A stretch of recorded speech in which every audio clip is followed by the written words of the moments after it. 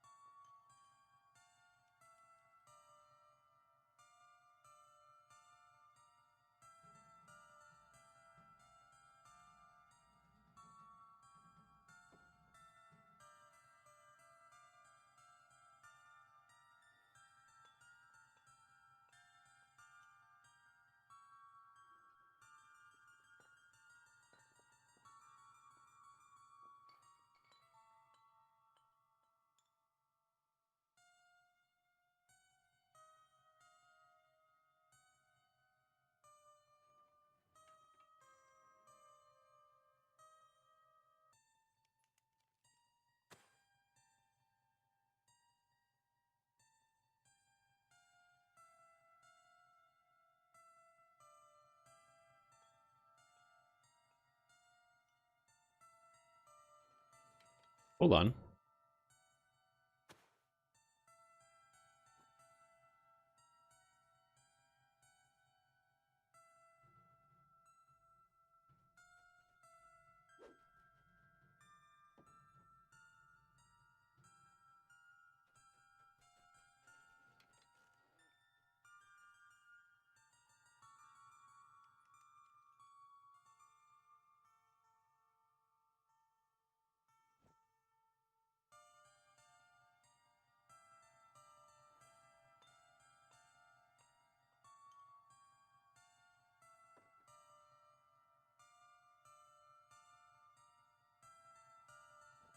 Oh, that's funny. I missed that. I should have an app that coordinates that. Sorry, hello everybody, welcome to the Stream. I'm your host, Stream Tom. And not only do I stand silently in a room, do absolutely nothing, I also check my messages and I find out that apparently I've been removed from the DDO stream, which is interesting. So I'm no longer on there. And I'm finding out about this now. I don't know when.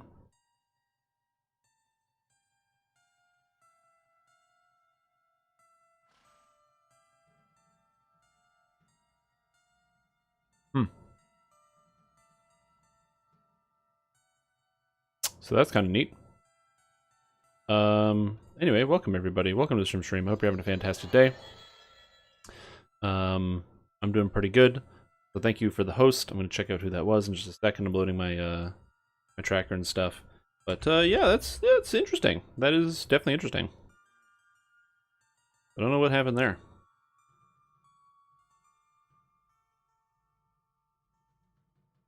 I don't think it's that big of a deal. I don't know.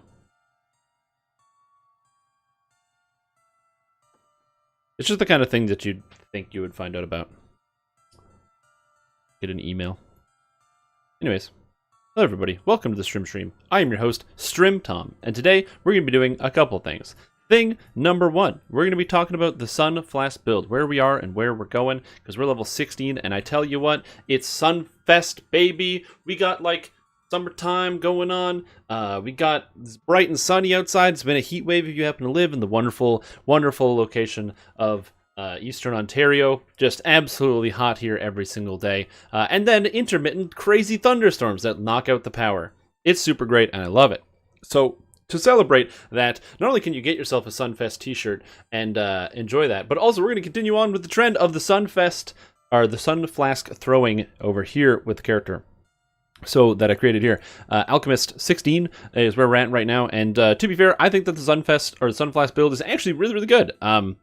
Which is telling me right away directly that if you wanted to make a thrower, you could pretty much just make a thrower Alchemist build following this same line of thinking. And the line of thinking is pump everything you need into intelligence. Make sure you have enough dexterity to take the important ranged feats. I'm talking about, improved precise shot, point blank shot, quick draw. So you need to make sure you have at least 19 dexterity at some point. But you want intelligence for most everything else, because that's going to apply the most to your damage and to your spells. And you're going to get the most bang for your buck, especially since from stuff like Vile Chemist, giving you intelligence for simple thrown weapon expertise. It just works really well if you have a lot of intelligence. Although, to be fair, I think you actually could arguably make this character using specifically dexterity instead of intelligence, but I'm personally using intelligence for my character's build here, because I'm an alchemist, and you also get access to stuff like Know the Angles, which is a surprising amount of damage. And when you're like me and you're trying to mitigate as many costs as possible, that's why we do that. So that's where we are. That's why we're here. And that's kind of what we're going to keep going on with. Now we're level 16, of course, which means we got a whole bunch of quests available at this time. And this is the type of character that excels at destroying undead. And you know what happens to be a great level 14 set of quests? Necro 4. Tons of XP, lots of undead. It is just perfect. It's just perfect for this character. Fantastic. Today you've learned alchemists are broken. That's good. I'm glad to hear that. Are you having fun with some alchemists? I know you're playing an alchemist on hardcore, which is pretty good. I've been we were doing catching up on hardcore. I'm trying to get that 5K.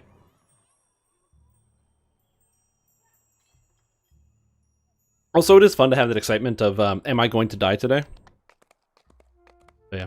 So we'll get started with everyone's favorite grouping of quests, Necro 4.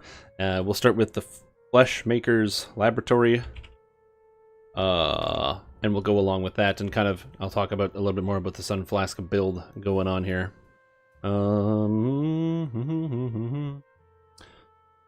Where are we going? Nope. In here. There it is.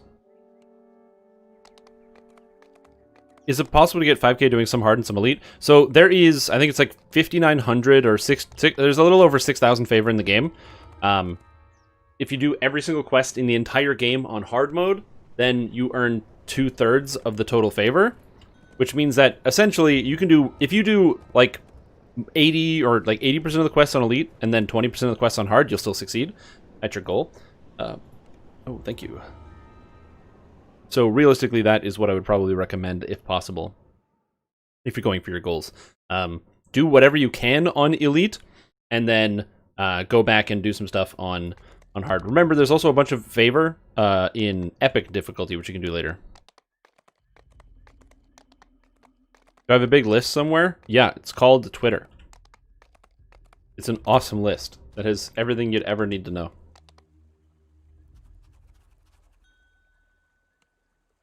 Mainly trying to get to 1750. Oh, 1750 is no problem. If you do all the quests on elite, you will get...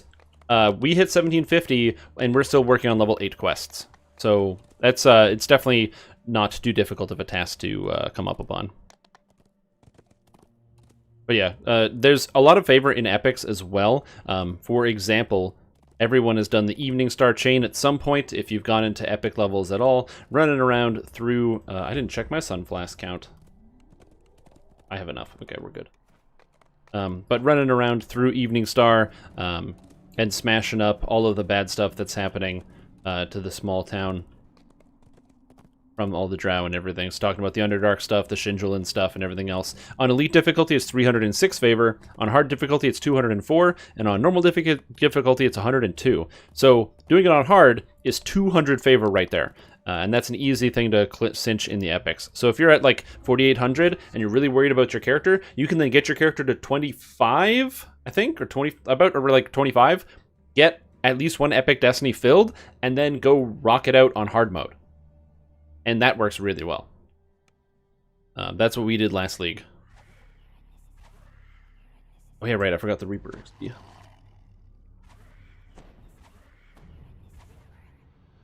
But yeah, so there's a couple good options there if you want to, make that a little bit easier on yourself. Hey, Infinitely, what's up? How you doing? Hard to reach Underdark? It's not too bad. It takes a while. If you happen to have a horse, which is not insanely difficult to get, it's not that bad. But if you don't have a horse, it definitely takes quite a while. Oh, I forgot about all the explosions that this thing makes as I'm throwing through monsters.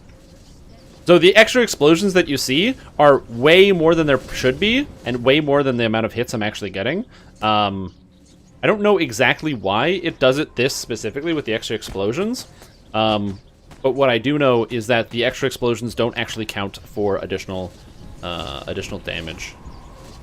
Or, like, additional uses of flasks or hits. It's only, like, the number of explosions doesn't matter. That's a visual bug. So you're going to hear a lot of, like, crazy explosion sounds happening from this character all the time. Like that. I like how I still haven't hit this guy. I didn't hit that guy once. That was so funny. That threw so many flasks.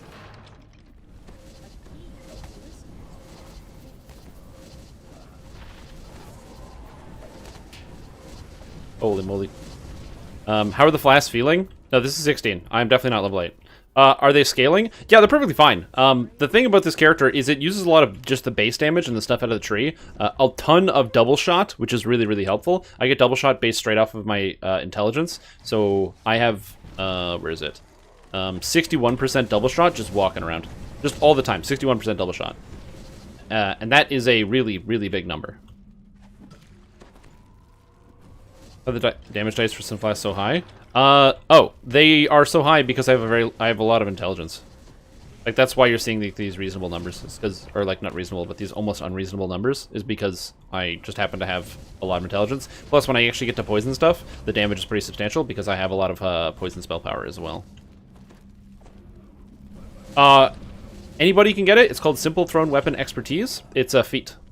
Level 1 feat. They added it with Alchemist at the same time, but it's right here. So it just requires Dexterity 13. You are skilled with the use of simple thrown weapons, and while using one, you gain double shot equal to your Dexterity. It's the same thing as Shuriken, so I would have 27. And as an Alchemist, I can get that to scale off of Intelligence, so I get 51. Can I hit this guy? Absolutely not. That is a curvature I don't have. And we don't have, like, a rogue. The one thing about Alchemist is if you don't multi-class as any type of, like, rogue, it can be quite sketchy. Granted, I have evasion, which allows me to just kind of circumvent so many of these different problems, but yeah. Yeah, I've wanted to play Shuriken build for a very long time. I don't know particularly why I haven't. I think it's just because it's, from my understanding, a complete nightmare to level, and Alchemist gets to cheat a little bit by giving you reasonable spells you can, like, fill in when you need to. An SDK, yeah. Hey man, don't fail your will saves.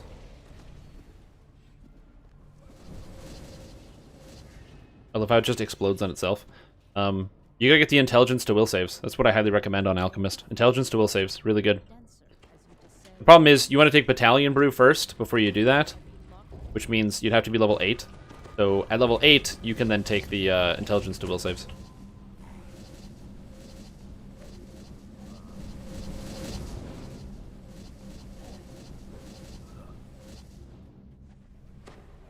Thought you killed everything?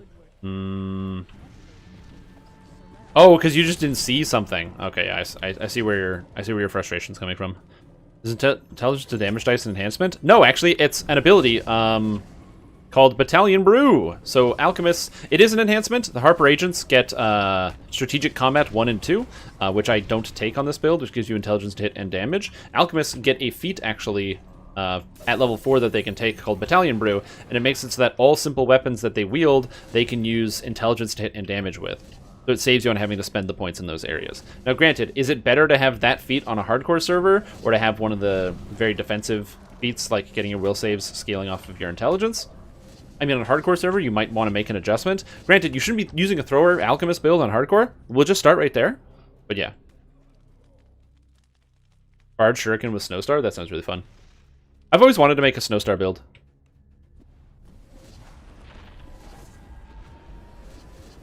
Because Snowstar is, like, pretty much, if you have enough base damage, and it's one of the things, it actually scales off of past lives.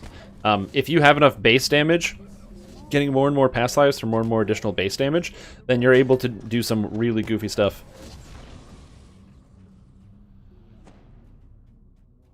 You're gonna build a hardcore Alchemist thrower? Dude, I'm not gonna stop you. Please do it.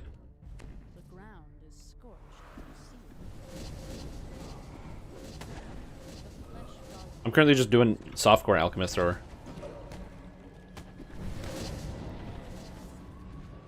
How about a sea fog build? Sea fog? What do you mean sea fog? Is that like an item? That one I'm not familiar with. Yeah, on hardcore you're always gonna have garbage gear, but that's one of the fun things about hardcore. You're fighting an uphill battle against the game. You're saying I'm starting with nothing, and if I die, I lose the nothing that I have. Oh, the damage dice multiplier is 7.5 on a Sunflask? Oh no, the damage they're actually oh, wait, how is this 7.5? Wait, what? Oh, yeah, sorry. This starts Sunflask base is 6. It's 6 die 6. So the extra +1 or the extra plus W that I have is just from it starts at 6 times a d6. This means it just doesn't scale really hard with some of the other stuff. Did they all make their save against my glue pot? That was not very specific what I was talking about. What I meant to say was that the additional damage there, its base is 6 die 6. But it's not within the bracket, it's outside the bracket, which means that extra W that you get from using attacks. So for example, I have this attack, Poison Shot here. That's an extra +3 W. It doesn't give me an extra 6d6s, it gives me an extra 3d6s.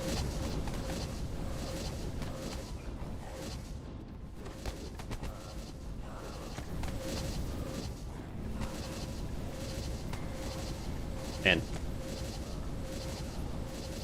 when I don't get the ability to use the poison damage on these guys, that is just not a very effective way of killing people. Mm-hmm. Defog is 2d6? I'll have to look this up. The problem is, so I don't use any of the items from Crystal Cove, and I've never made a build around anything from Crystal Cove, because I really don't like Crystal Cove. I think that it's a very cool event. I think that lots of people can like it, and it's very pirate-themed. I think it's good that they have a summery, piratey, cool event in this game, because pirates are all over the place, especially, like, you know, you've got Crystal Cove, Three Barrel Cove, what happens in House Beneath. There's a lot of good stuff, a lot of good pirate themes. But, like, man, do I dislike Crystal Cove. No, Crystal Cove hasn't started yet.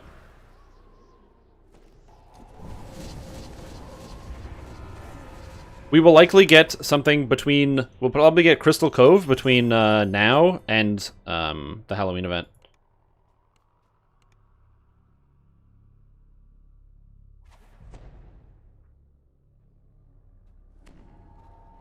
Yeah, I've always wanted to get the glass cannon, but I haven't done it. It's an interesting idea.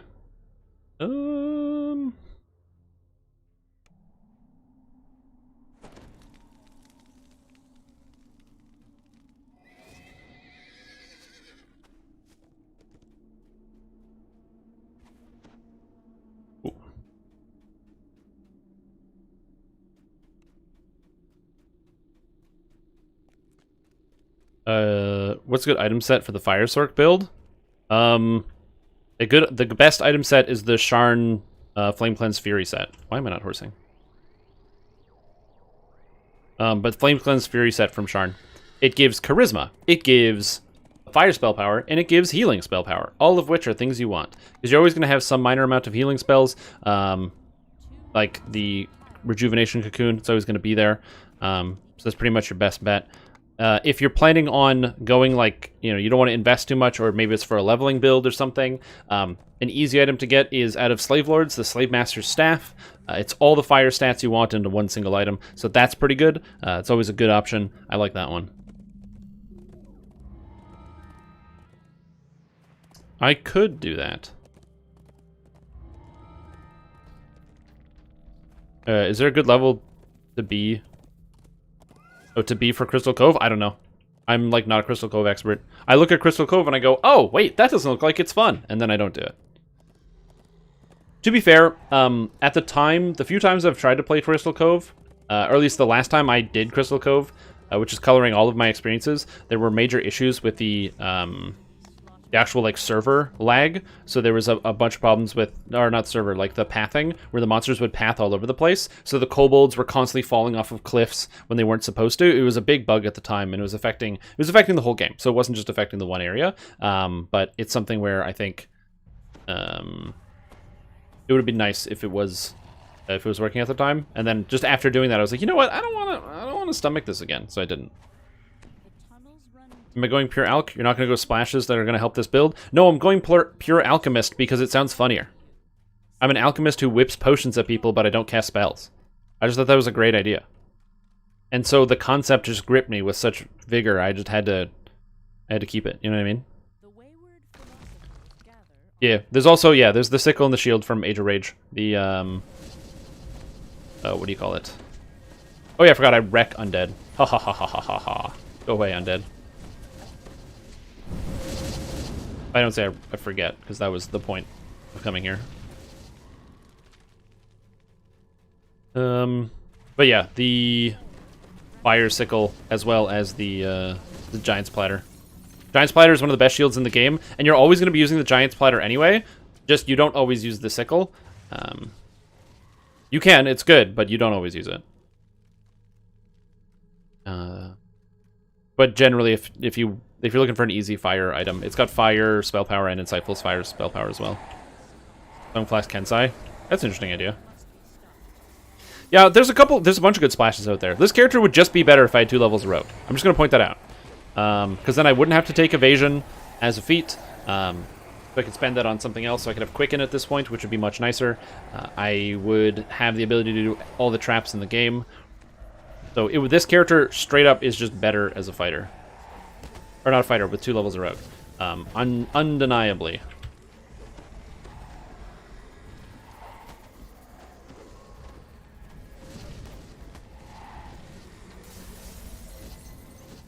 Goodbye, Zautisi. Get some healing in as we run down here. There, hang it. Up till then, yeah. Like I said, there's a lot of really good items you can get for Fire Sorcerer, and they're usually pretty easy to farm because they come from quests that people want to do. Like, people want to do Sharn, so you won't have too much difficulty getting some of the items from the Sharn, like the Flame Cleanse Fury set. Especially because the quests aren't even that annoying. Most of them are pretty short. Well, the only thing is you just have to get lucky and actually land the set. That's the hard part. The hard part of pretty much any item farming is the item farming itself conceptually isn't that bad, unless you don't land the set. Then it makes you really sad and you're upset and you don't want to play anymore. And then you convince yourself to come back and play, and then you get the set. Do you think Black Dragonborn Sorcerer Conjuration Acid is viable? Everything in DDO is viable. You can play every single character class and every single character spec. They are all viable for getting to the game on elite difficulty as a solo character. However, so I think that if that is your definition of viable, then absolutely, you can definitely play an Acid Dragonborn Sorc. It will work through the game on elite difficulty, and you can definitely solo your way through it. The problem with Acid Sorcerer is that the Acid spell list is extremely dry. We talked about this in the Discord today. But the whole problem with it is that the acid spells... God, that is so distracting, all that noise. The acid spells themselves are very, very few and far between. So, you're out here thinking, okay, well, I'm going to cast, Acid Spray at level 1. Well, that's an evocation spell, so it's not even Conjuration. Then at level 2, you get Melf's Acid Arrow. Melf's Acid Arrow is like, it's not Snowball Swarm, okay, and it's not Scorch, and it's not Electric Loop. Those spells do AoE damage, and they hit multiple monsters, and they're useful in a lot of different scenarios. Melf's Acid Arrow is extremely low damage and is not usually useful. Even as a spell-like ability that you get from the actual tree, not usually useful. So I wouldn't... So then you're like, okay, well, now I gotta wait till 6. I get Acid Blast, and Acid Blast is basically Fireball. Scales off Conjuration. Nice. I like Conjuration Fireball. That sounds like a good idea. Let's Acid Blast some people. Let's get them. But then you run into the major problem of, all right, what do you get after that? You get Acid Rain. Acid Rain's really good, but the damage hasn't been scaled up, so it starts out being really good once you get it, and starts to fizzle out around level 13, 14. At level 5, you get nothing. At level 6 spells, you get nothing. At level 7 spells, you get nothing. At level 8 spells, you get Black Dragon Bolt, one of the worst spells in the game. And then you're like, oh, this makes me sad. I don't like having sad, bad abilities. So what do you do about that? You're like, well, this isn't good. And then you get Acid Well. But Acid Well has a reasonable cooldown. So if you decide to use Acid Well, you are essentially committing yourself to using spells that are not nearly as good for the majority of the time that you're actually playing your character. And that's not ideal. You don't want to do that. Because then you're like a level 20 sorcerer whipping out Acid Blast, level 3 spell, is your main spell. Acid Blast having a base damage of 90 versus something like Delayed Blast Fireball, which has a base damage of 270. So you're like, cool, the Fire Sorcerer is doing triple damage per spell cast than me. So is Acid Sorcerer viable? Well, 1/3 of a Fire Sorcerer's damage is actually a viable output of damage. So if Fire Sorcerer is viable, or if Acid Sorcerer is viable at 1/3 of the Fire Sorcerer damage, then you're fine, and it is. So you can definitely do it. It's also important to note that there aren't really that many good Conjuration spells. One of the good ones that you get is called Trap the Soul, except Trap the Soul is a little problematic in that tempo level. Trap the Soul is a little problematic in that it has a limit on CR. So there is a time where eventually monsters will just become too powerful and the spell doesn't work on them. I don't like that. You hate fire? Oh, then try ice or lightning. The only spell like ice has Autoluke's Freezing Sphere and Cone of Cold, and Polar Ray as fillers. Lightning has Chain Lightning and Ball Lightning as fillers. It's just acid. You get a spell at 3, you get a spell at 4 that doesn't scale as well, so it falls off. But it's good when you get it, but it falls off. And then at level 20, you get a good spell. But then in between that time, you get nothing. So when you play as Acid and you're at level cap, what happens is your Acid spells that you're casting are the Vortex from Draconic Incarnation, Breath from Draconic Incarnation, Burst from Draconic Incarnation, Acid Well, and Acid Blast. Those are the 5 buttons you get to press on the keyboard for acid damage, and you're stuck. Yeah, if you want to play Acid Sorcerer, just play Acid Alchemist.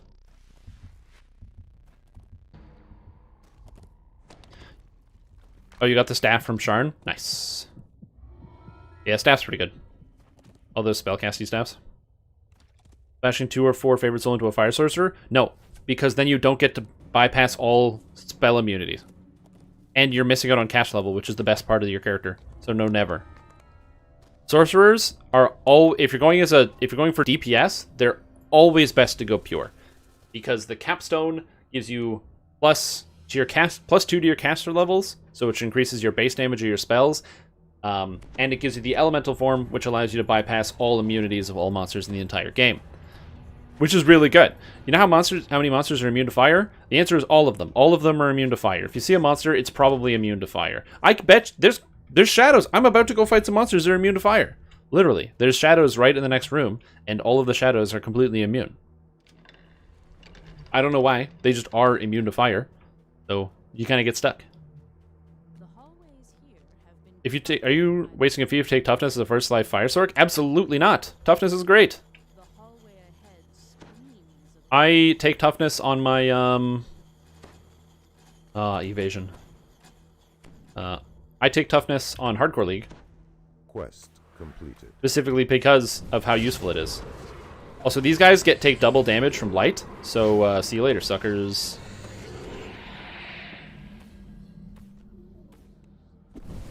Bye.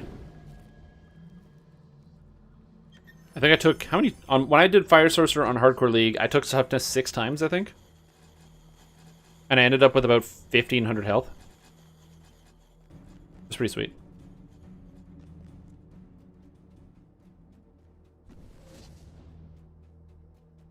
Also, this guy just resubscribed for 10 months. Holy crap, dude. He says 10 months. Thanks for the great streams. No, thank you for the great streams. Welcome back to the stream team. Appreciate 10 months of support. That's so long. Like, that amount of time blows my mind. Just done. Should heal my strength damage. I don't ever recommend Enlarge.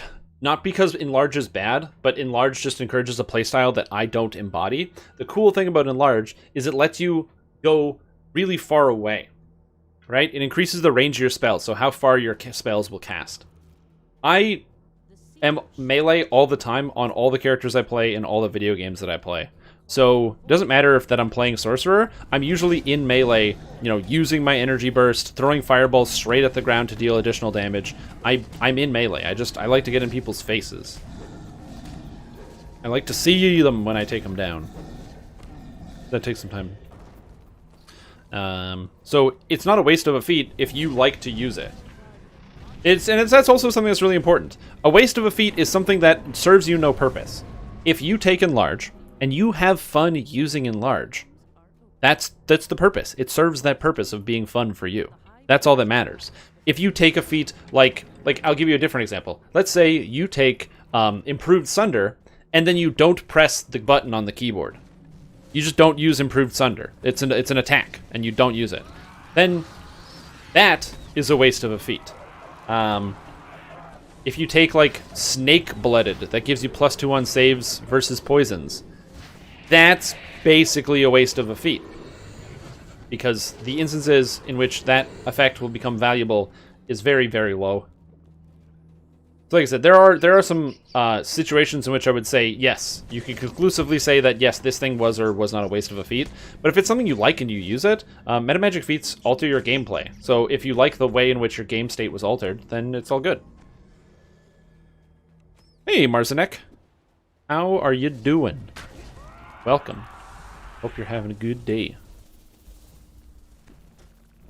Wrangle the mobs and then Meteor Swarm. Yeah, Meteor Swarm also has ray range, so it has double range on its own. So it doesn't benefit from Enlarge, unfortunately. I think, wait, can you enlarge rays? Actually, I don't know if you can enlarge rays. You probably can. But you can, Meteor Swarm almost goes to your draw distance. I feel like Enlarge on Meteor Swarm doesn't make a lot of sense. Oh, monsters that are moving. My weakness is a throwing character. Ooh, chest.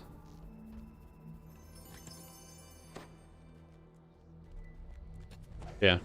Try to understand it. Absolutely. And if you have any questions, if you're like, I don't understand the decision that you made. Why are you doing this type of thing on your alchemist? Why have you made the decision to play as a pure alchemist and stuff like that? I try to give it as much explanation as I can in the actual guides when I put them out. So that way, you always have like a point of reference.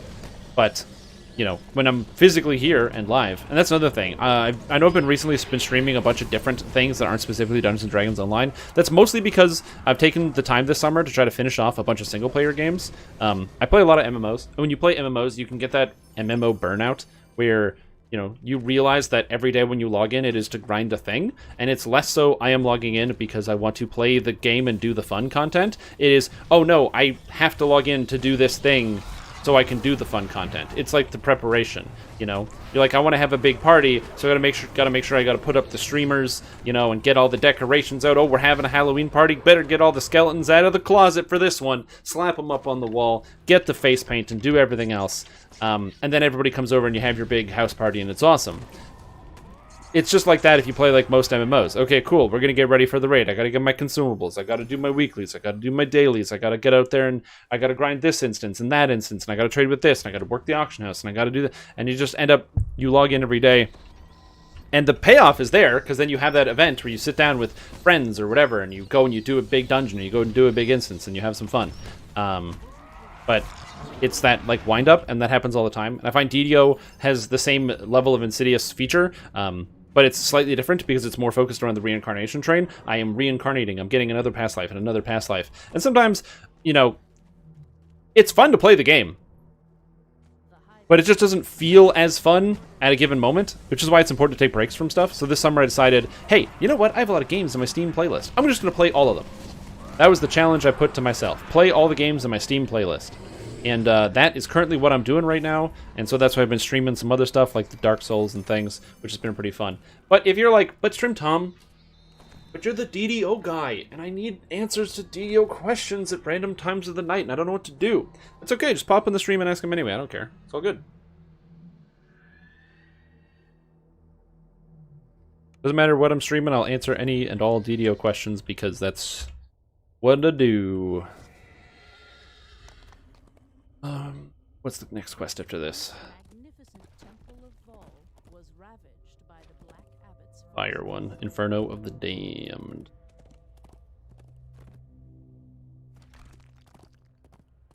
Your only weakness is the death condition. Also, hey, Sir Bron, what's up? How you doing?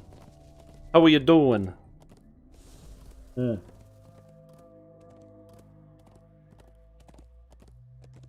yeah. It's been going pretty good. Everything has been going pretty good for me so far. 6 Barb, 6 Cleric, 8 Alchemist, 0 points in Alchemist. Hey man, do whatever you want. The thing is, I've been playing First Life characters thanks to Hardcore League, and it is very different. You gotta step, when you step outside, not so much the comfort zone, but like, well yeah, the comfort zone, where you like forget, oh yeah, right, I don't just have an extra 100 mana from past lives or something, right? I'll do your questions. What's the name of the town crier's sidekick? In the harbor? Oh, Capshaw, like the Capshaw crier? Oh god, I don't know. I should know this. Oh, I should know. Gonna switch to Twitch. Yeah, so I've been streaming on both Twitch and YouTube, so that way I can bring some of the content to both platforms. But the viewing experience is undoubtedly better on Twitch, because the quality is just better. I don't know why. It just is.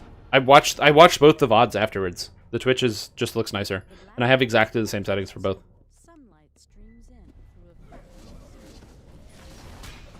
And it's not even like, well, okay, well, you got to be partnered. I'm partnered on YouTube. I'm not partnered on Twitch, so I don't know what the deal is. I don't want to learn Alchemist. Give you a Zerg build, please, for Alch Life. Oh, you just want to like... Oh, you just want to beat Alchemist? Like, you just want to move on to your next life? Well, one, if you don't want to learn Alchemist, just play as a Inquisitive. Inquisitive is just, take 8 levels of Alchemist, 6 Rogue, 6 Artificer, and play any regular Inquisitive build, and just shoot people. That works extremely well. So that's an option. Alternatively, you could also do... just play, like, 12 Barbarian, 8 Alchemist, and go half-orc Barbarian or something. Oh, right, I forgot that we need those. I'm so happy you have the spells. Do you have Ice Storm? Oh, no. You have it learned? No. I didn't think about this.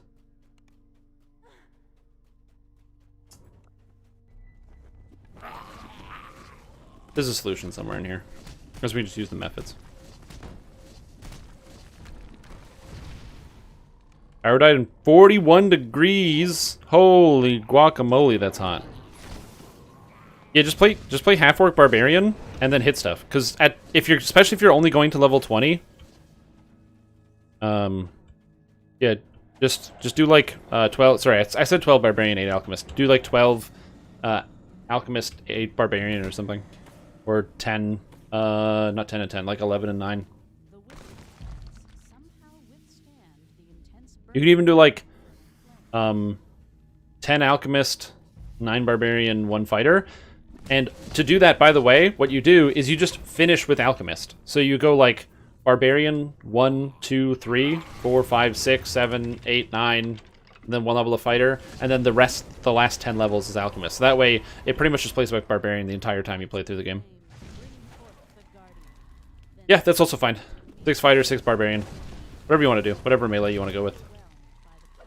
Hell, if you really wanted to make it easy on yourself, you could go Sylvanas, which requires you to play as an epic character, obviously, because you have to play as a iconic. But what you do is you go Sylvanas, and you level up doing, you get like cleric levels plus like fighter levels. You do like purple dragon knight, 6 cleric, 6 fighter, 2-handed mace with Sylvanas, and then you just finish off with alchemist.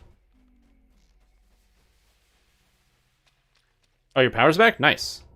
Oh yeah, we need the methods. I'll go get some.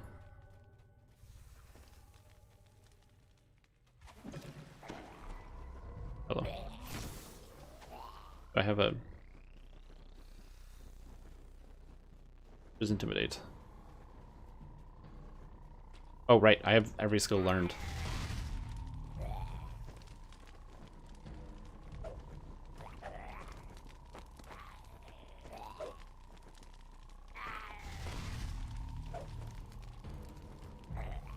Next is Iconic Barbarian and allows for Sylvanas. Oh man, that would be Super cool. Just imagine that. That's one of the problems with trying to play a Sylvanas build, is that you have to... You can't just, like, have the Sylvanas be the cleric, because the Morning Lord can't be Sylvanas. It has to be Morning Lord. You do your attack? My god.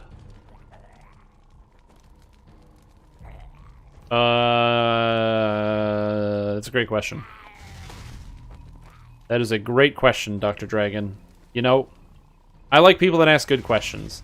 You know what I mean? I think that's important. It's something we don't get often enough. People who understand where questions are, what things need to be asked, being concise, being deliberate. I like that. That's a good character trait, and you got to keep that up, man. You really got to keep that up. I love that. That's where you're going to be going places. Anyway, as I was saying, but that would be super sweet to have if there was like a barbarian, then you could do barbarian Sylvanas builds. Or heck, I'd take a favorite soul that just isn't tied to a religion, although that doesn't make sense.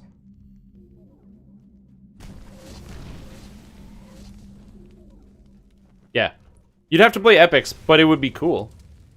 Sylvanas is really neat. I actually haven't played a Sylvanas build yet. I really should. I have a bunch of like +5 Hearts of Wood. I could like screw around and play some.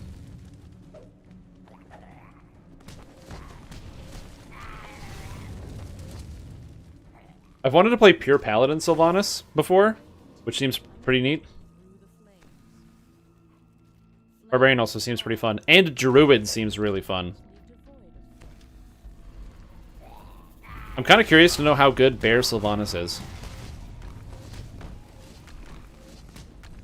Because, like, you can do Bear Druid, so you do, like, Cleric, Barbarian, Bear, and you go tier 5 in the Bear tree to pick up all the melee power and the rage and stuff.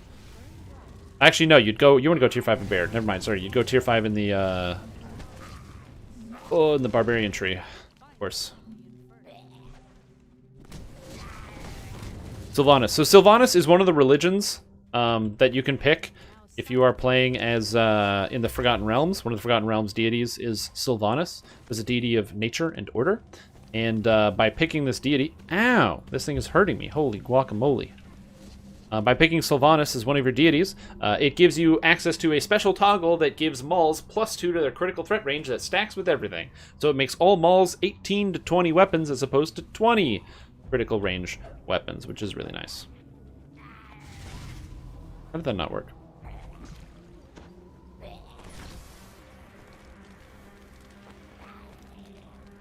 Come on. Air blast. Good boy.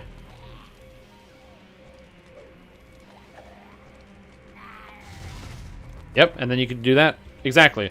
And then just play strength and just play half orc. Do most bear druids go pure? It depends on what you're doing. I think that personally, if you're planning on doing a type of tank build, or you want to be defensive, pure, there's pretty much no reason to multiclass. Because you can't multiclass with Paladin to get a lot of the good stuff, and multiclassing with Fighter just gives you, like, bonuses to a stance that you can't really use. It gives you some good feats, so I'm not saying that there's no merit, I don't prefer that as my route of playing as a tanky bear. And then if you're playing as a DPS character, a lot of people will multiclass Barbarian to get both proficiencies and additional strength and other stats while raging. Also, Voodoo is raiding me. Holy crap! Whoa. What's going on, everybody? Welcome to the Stream. I'm your host, guy who drinks water, and today we're going to be doing Sunfest 2020, in which we whip Sunflasks at monsters for amounts of damage that are reasonably meager, but that's okay because that's where we're at. Oh, you got me. That was actually just liquid from a cup. It wasn't water at all. Ugh. Been bamboozled again. But yeah, so that's the essential idea behind the Sylvanas build is that as long as you're playing as a religious character, and you have to be from the Forgotten Realms because it's Forgotten Realms religion, you then have all of a sudden the ability to... Oh wait, I forgot I can do this. Alchemy. I forgot I had the Midas touch.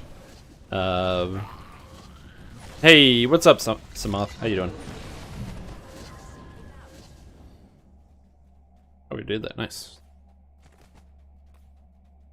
These are just thousands of Sunflasks? Yeah.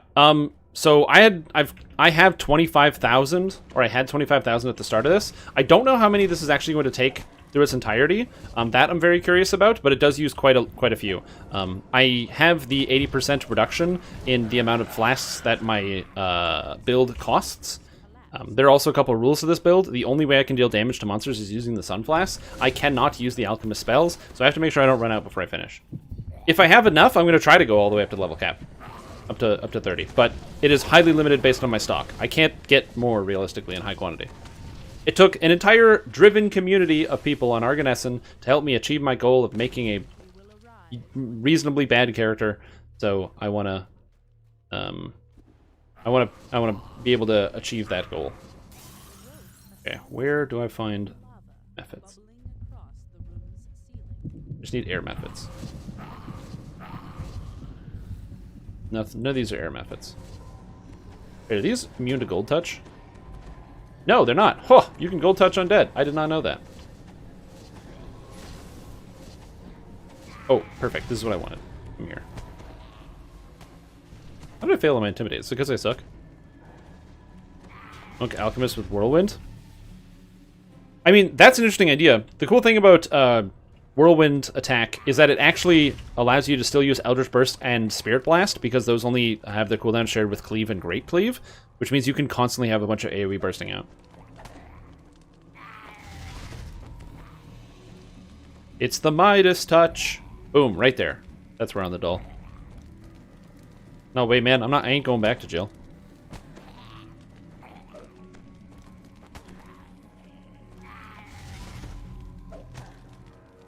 Yeah. So Sylvanas builds are really interesting. They've got a lot of crit, they've got a lot of cool portions to them. I've wanted to play a Sylvanas build for a while, I just haven't. Sylvanas Wolf is extremely strong. It's super good. You get a ton of tankiness from, you know, being a cleric. You get a ton of tankiness from being a barbarian. And then the druid trees just have a ton of tankiness built in. So your character is really, really strong and defensive.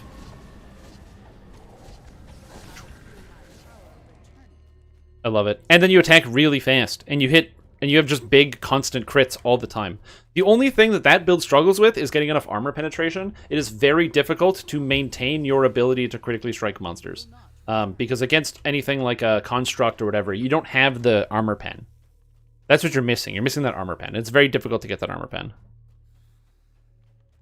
I find that a lot of different builds will struggle for that, especially, and that's pretty much one of the Barbarian's biggest flaws, is they do a lot of damage with crits, and that's good. Crit damage is important, but it can sometimes be difficult to manage getting those crits to work on different types of monsters. Now, when you're playing in a party, you're going to have somebody who's casting that Improved Sunder. They're going to have, you know, Shattering Strike from Fighter. You'll have options. Oh, nice. We have a whole bunch of them now. Sweet. Oh god. Camera, please.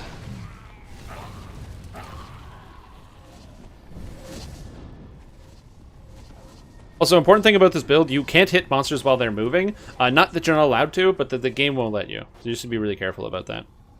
Other than the fact that this character build suffers from the same Plightfalls as most ranged characters, like as I said, you can't hit monsters that are moving because of the desync between the client and the server. Other than that, the damage is really good. I mean, I'm smashing Sinus. My saves are all super duper high because they all scale off of either Intelligence or Constitution, which are the only two things I actually pump. Pretty sweet. Alright.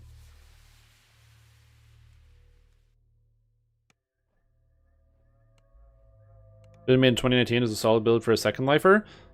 The video is a bit old. No, there's been literally 0 changes to that entire class, and also the game that would warrant anything different. It's perfectly fine right now. Today. I would not make any changes to the build.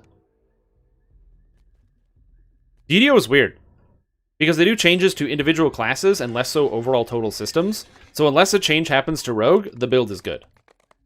It's just a weird idea. Oh, you twist Shiv? Yeah, that makes sense. Or the, you're talking about this, right? Grim Precision? The 15% fort bypass? Need that armor pen. I was just checking the time.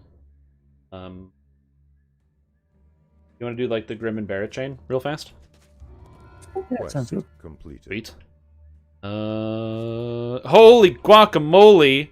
So as I'm chatting and talking about some of the different things and some of the builds and what have you, Quest complete. and talking about how the content comes in waves and how unless there's an overarching system overhaul, you don't need to worry about losing out on different types of builds or builds becoming outdated pretty Quest fast. complete. Miss Walker gifted 10 subs to the Strim team. Holy crap, dude. Thank you so much. That is super kind of you and incredibly generous. That is so nice. Quest My god. completed. So welcome to the Strim team. Habby123, Cassis Belly 15, Zerink, Quest sorry, I'm trying to type. completed. Bashan Son of Whalen, Veritas Redux, Sparty DDO, Defiant One, Hodgepodge, Glowski, and Salty Spagheater, Quest. which is a great name. I love Salty Spagheater. And Salty Pasta. I'd eat Salty Pasta all day. I haven't played in a couple months. Is there anything new and big coming? Quest Well, completed. there is supposed to be an expansion coming at some point, either later this year or early next year. Based on expansion timings, I put it at 18 months between expansions, because we had 18 months between Ravenloft and Sharn, and so I'm just feeling like the 18-month is going to be right. So if I'm right, we get the new expansion in December, and if I'm wrong, it turns out there was a global pandemic that affected production rates at different companies and their business practices. So I don't know. It could be different. Quest completed. So just keep that in mind. Other than that, what else is new and coming for DDO? Probably Crystal Cove soon. Nothing major.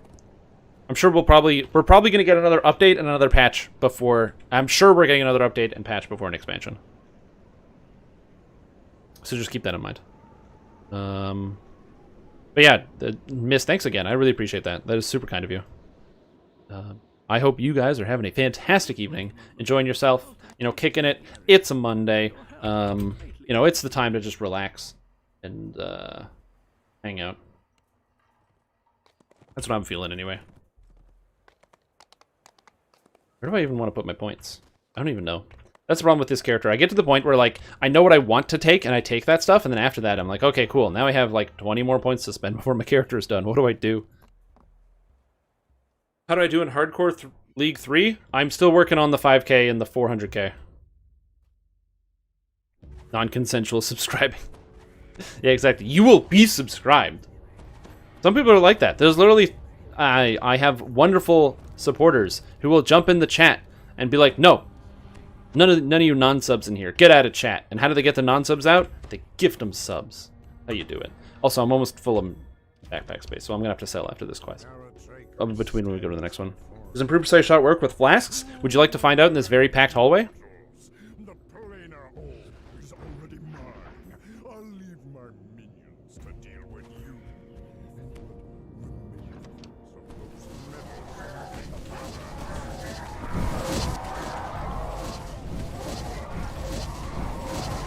It's not working as well as I wanted it to, because my targeting is going all over the place, and I'm throwing stuff straight up. But, yeah, it does work. It just doesn't work when I am unable to hit a bunch of these monsters.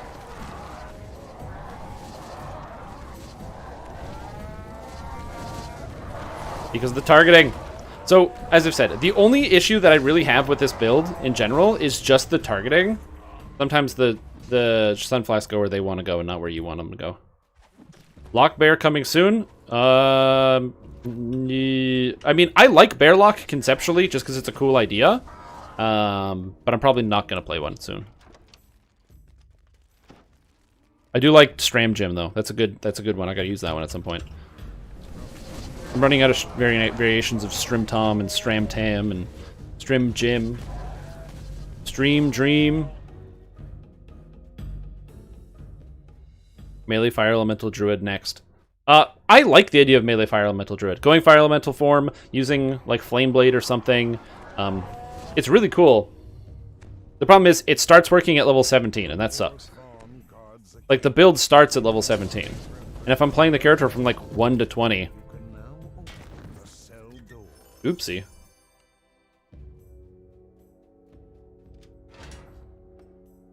There's a new Flame Blade coming in the next update? One last thing. I can open any of the sealed gatekeeper doors you might encounter. Where? Was there a patch note or something? Or is that on Lamania? Is Lamania up right now? I didn't hear about this one. We need Undead Bear and Wolf. You can do that, technically. You are able to get Undead Bear and Wolf. If you have a friendly Pale Master resurrect you as an undead zombie, you can resurrect and then enter an animal form, and it will keep you as undead in your animal form, giving you Undead Bears and Wolves. It is possible. Oh, wait, did I miss a whole Lamania cycle? Hold on. An ancient inscription. A hum of powerful magic pulses inside it.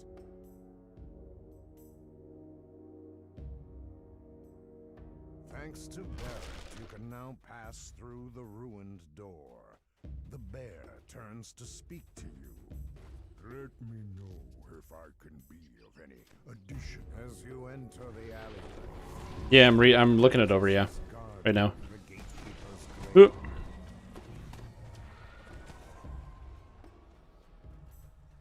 Warlock. Focus blast range is increased by 28. Mage armor, pack spell now is the correct spell level. That's cool. Celestial effect is no longer chaotic rather than must be good. Oh, okay. I didn't realize that was changed. That's kind of cool.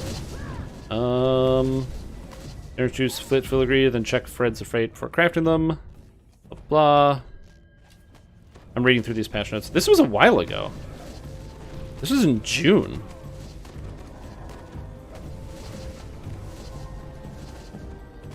Jeez Louise. June. I feel like I would have heard something about this. I gotta pay more attention to stuff.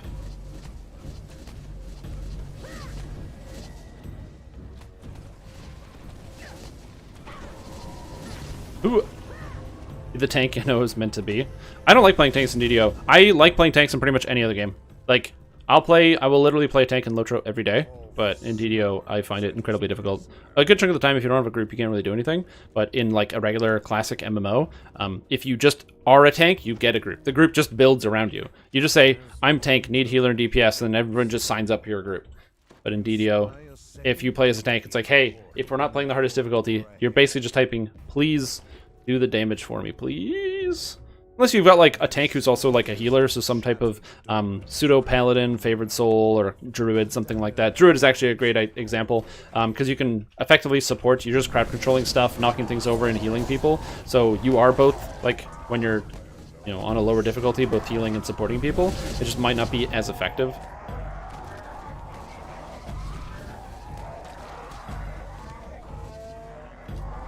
Yeah.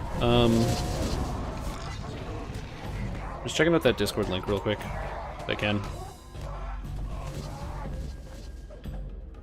Yo, wait, does that scale up to level 29 now? Dude, that's actually a real weapon. Wait, Flameblade scales? Yeah, it's scaling up to level 29 now. What, as active right now? No, on the new patch. Oh, man. Then hell yeah, Flameblade Druid, definitely. I'm down. Do I play standing? Yeah, of course. That's what I got a standing desk for. I can't stand to sit down while I play video games anymore. Because it helps me think and I can be more animated. I can get up and be like, hey guys, I'm Strim Tom. I can succeed at something and be like, yahoo! And jump up and down. I can't jump too high though because I have a 7-foot ceiling and I'm 6 feet tall.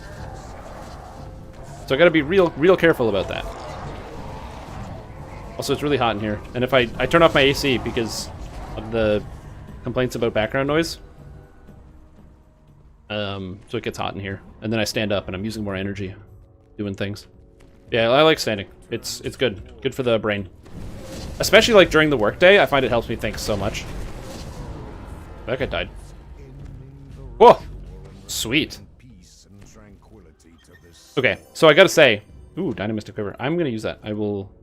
Oh, shoot! Yo, I can just use the Dynamistic Quiver and put it on, and it gives me 5% double shot and 2 range power. I forgot about that. Downside would be lack of Sentient Jewel. So you say that as a downside. That is a bonus of not having to figure out filigree. Downside? No. Subversion. I just gotta sell real quick. Oh, I'm sorry, man. You'll get it someday. Just keep doing the quest, and keep doing the quest, and keep doing the quest. Keep doing the quest. But look at that. Flame Blade. So it's Wisdom to hit and damage as a base weapon, plus 15 at level 29, Fiery 9, Flaming Blast 9, Overwhelming Incineration, and Legendary Blinding Embers. Where it just blinds on a 20. That's sweet.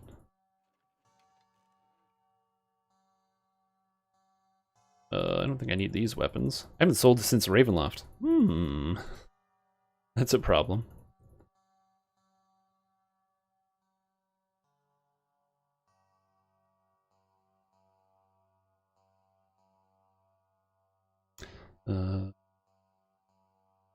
Yeah, that's pretty sweet. I didn't realize that was changing. I wonder why that's changing. Actually, you know what? I don't even care why that's changing.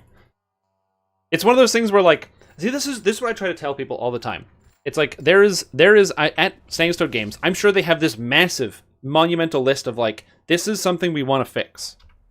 We want to change this, we want to change that, and they just have this big list of stuff that they want to fix and they want to make better. But the problem is, fixing and changing stuff takes time, and you have to set priorities and things. So I'm sure that somebody put this on the list in like 2018 or something, or 2017, or when this friggin' spell came out, and they bumped up to epics back in like 2011, and they were like, yeah, let's make this work. And they're like, and then it goes on the list and they finally get to do it now.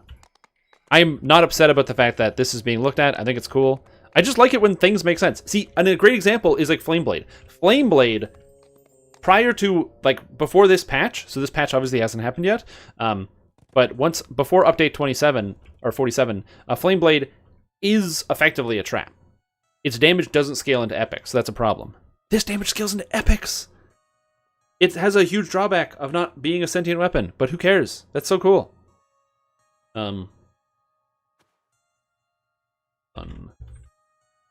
It's also important to note that this weapon is not only a drawback in the sense that, you know, you can't get a flame blade. You can't summon a flame blade to an offhand weapon, and sentient jewels must be in your main hand.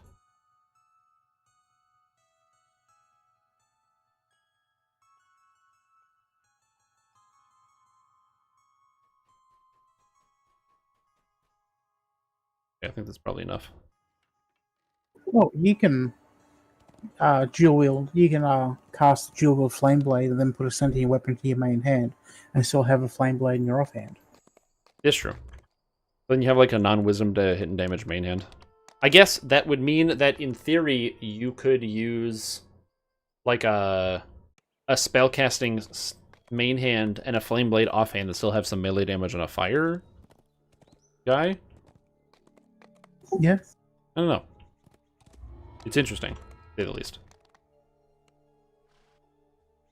And dual wielding them. Yeah, the trick you want to do with that one is do an iconic and use a +1 Heart of Wood. Or you can just level the whole way with Flame Blade. Both are probably fine answers.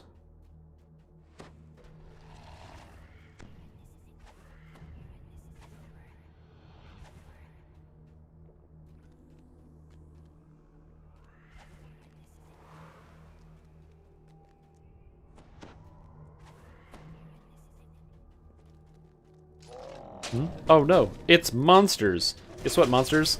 Gold time! I didn't gold anything. That's fine. I glued them. Even though this character, like, I'm still a CC machine, even though it's like, I can't do damage with anything other than the Sunfest, but I can still crowd control with all the cool alchemist stuff. It's so versatile. You know, I love gold! I don't know what that's from. Oh, like Yukon Cornelius? That's the only person I can think of. Oh, Austin Powers. Oh man, that has been a long time since I've seen those movies.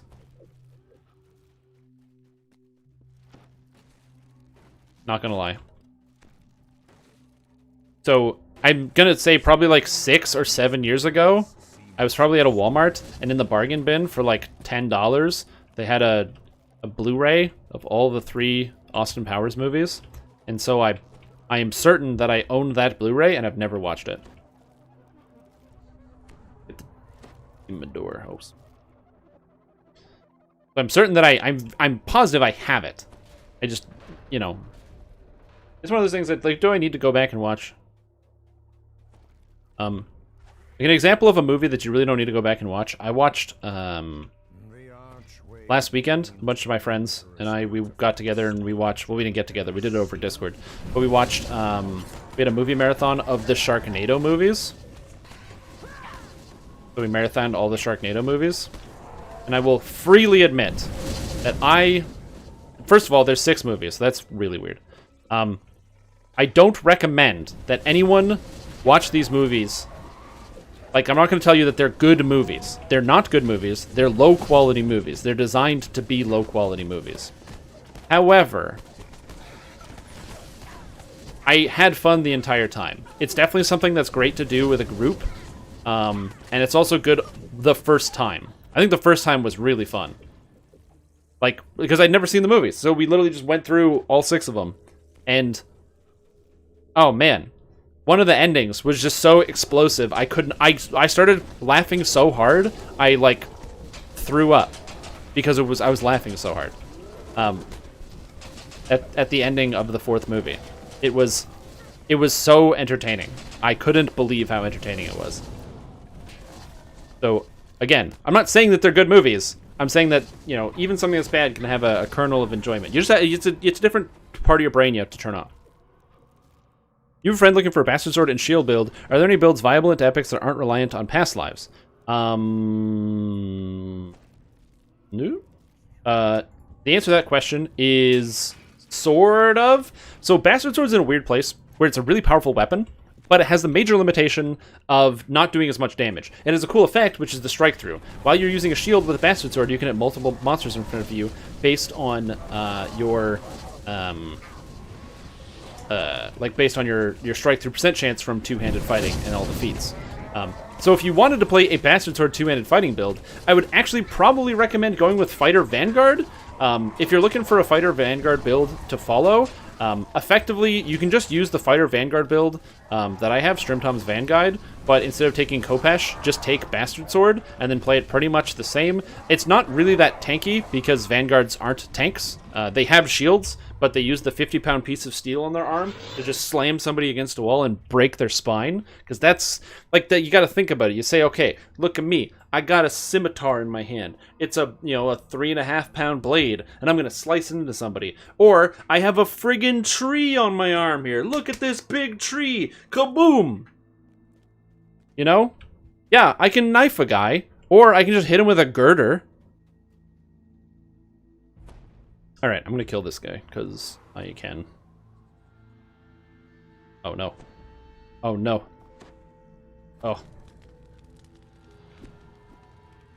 I don't even know if this will reach. Oh my god, I'm just out of range, because of the arc.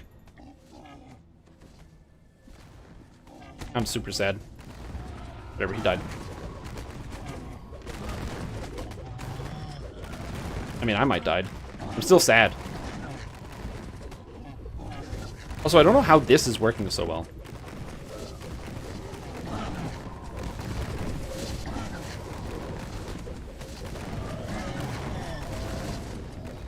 So much, yeah, there's a lot of Slad.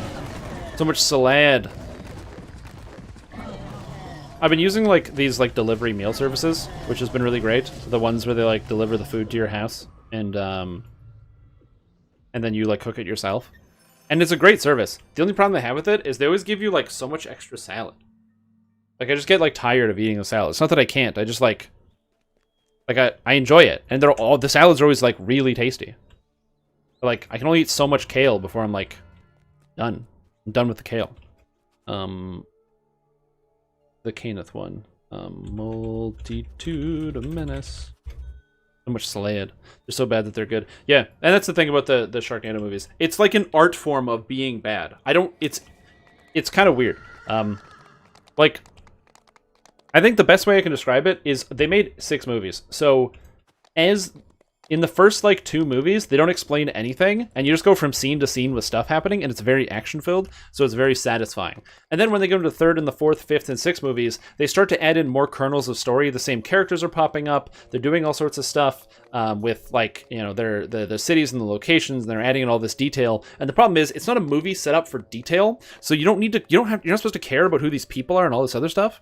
So instead, what they do is they end up having like suddenly 10 to 15 minute stretches where almost nothing happens and the characters are talking about something and they're trying to make like a real genuine story out of it, which just doesn't work in the movie. However, that is completely juxtaposed with the crazier scenes and stuff where all of a sudden you get just higher highs than in the previous movies. So, you know, it's instead of having like a consistent fun experience, you have more low points where nothing is really happening, and then you have these crazy highs where you're crying and laughing at the movie.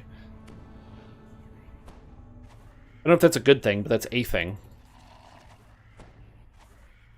What is the buying Joseph point redemption? Yeah, I have a Joseph extra pet. You get it from rolling on your gold rolls. And speaking of which, and if you get it, I'll give it to you. I got an 80 on my gold roll, which is ranged power. Get in my body, ranged power. That's what I'm talking about.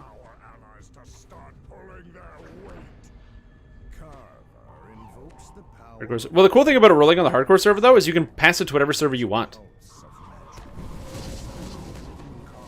Like, what a lot of people are doing is they do their rolls every week on the hardcore server, and then when hardcore server ends, they're just going to transfer all the items back to whatever their main server is.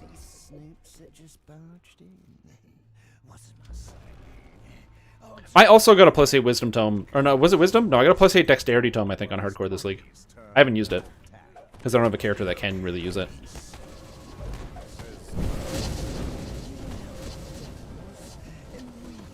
Roll above a 10 on hardcore?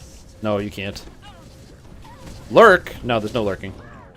Only living. Only being. Also, I'm sad that I'm missing out on the raids tonight, because I have like a bunch of 2 and 3 pieces of the 4 sets. But that's them's the breaks, man. I got obligations. Every Monday we stream. Although apparently not, so we'll see about that. I have to investigate that. I hate poison immune and acid immune monsters. 2 red and 4 yellow. Nice. There you go. Yep. I'm still missing my 4 blue on Captain. I'm currently at 0 blue. I'm missing my 4 blue on Runekeeper. I'm currently at 3 blue. And I have 1 red on Warden. Fortunately. But I got 2 blue. But only 1 red. I got 2 blue? And then I have a surprising amount of Beorning red pieces just because nobody wants them, and they always drop. Like yellow? Nah, no yellow. But red? Red. Probably a mistake. No, it's on the JPEG, dude.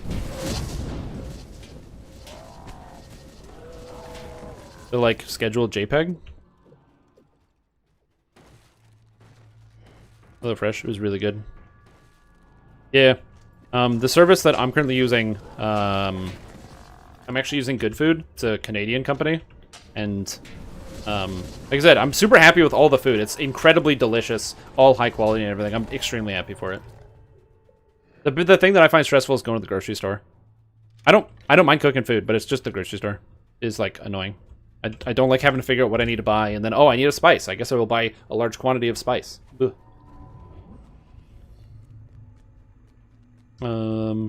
It takes magical energy. Do you know anything about thrower builds that are doing massive and 30+ Reaper quests?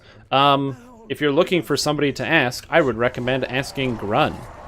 That guy knows everything. Grun knows... If I need to know anything about thrower builds, I ask Grun. He's my go-to guy.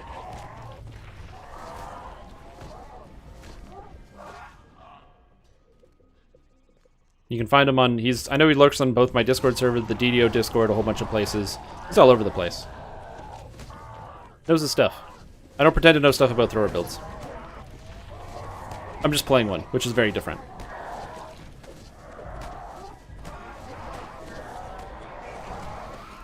My merch? I did.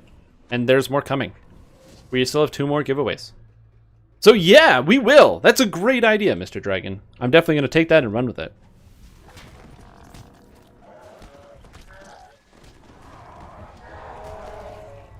But yeah, no, I don't know. As I said, my issue is just like I don't know. I also don't like wasting food. That's another thing. I feel like if I buy, like, let's say you have to buy like some beans or something, and you make a meal and you don't use all the beans, and there's just a couple beans left over, and you don't end up using the beans. I always feel bad about like throwing away food. I hate that. Which is one of the reasons why I like using these services, because I use and eat all of the food. Like when I say there's too much salad, I don't throw the salad away when there's too much. I just box it and then eat it later. But there's always like so much salad. Mash. You guys have high saves.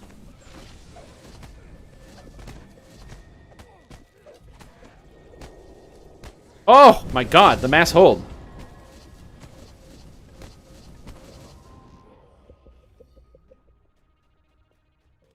Best way to run fighter for DPS? Well, I really like Vanguard. So the best way to run fighter for DPS is probably that 2-handed build. Essentially, 2-handed fighter, go half orc, get 2 auto crit attacks, get a great sword, put all your points into strength, hit people, and break people's necks. 20 points into Kensai, a bunch into Stalwart Defender, and a bunch into half orc.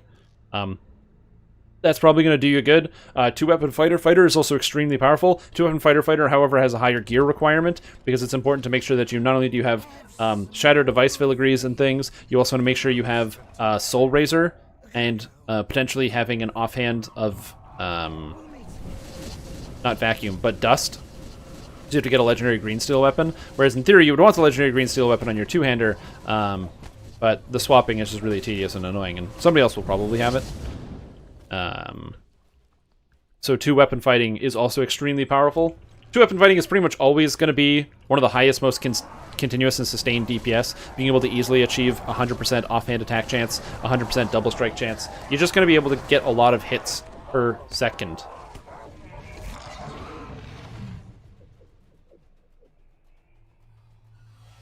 That's a great question.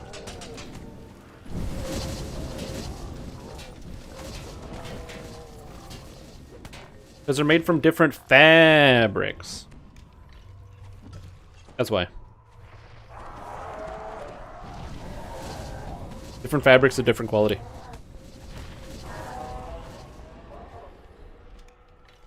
So that's an option. And then, like I said, me personally, my favorite way to play fighter is Vanguard. I'm pretty confident that Vanguard is like competitive with the 2-handed fighting fighter. But I don't play it enough anymore to be able to like be good enough at it. I'm a Barbarian Cleric on hardcore to 10. Should use Whirlwind, a Barovian weapon, or Black Razor. A Barovian weapon, probably. Barovian weapons are really good.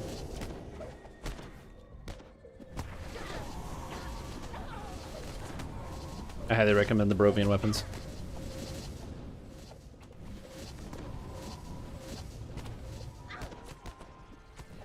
The Barovian weapons are just better than like Black Razor is good. If you're soloing, though, Black Razor is really powerful. As a solo player, you're almost always going to be able to land kills because you're the one doing all the kills. And Black Razor is only good if you're the one getting kills. If you're not getting kills, especially in heroics, Black Razor not so good. If you're soloing a lot, then yeah. But if you're not soloing, then nah.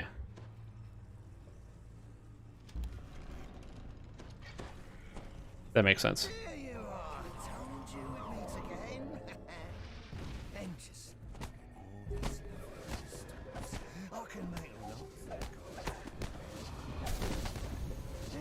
You die.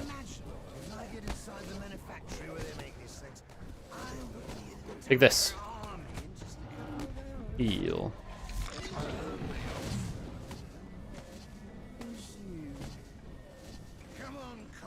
Oh, Carver's up here. I didn't even know he was up here. Outflank him! And he dies.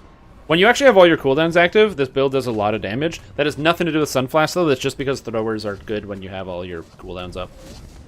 That's with the extra, the range power, the double shot, the different sources of double shot. When you're throwing like 3 or 4 sun flasks every single throw, it gets really good. Also, there's some weird doubling effect going on where every once in a while I'll throw like triple sun flasks and quadruple sun flasks, even though I don't have the ability to do that. Like I literally don't have enough stats to be able to throw that many, and yet the game will just do it anyway. So I'm not sure what the deal is with that. It's like a hidden stat.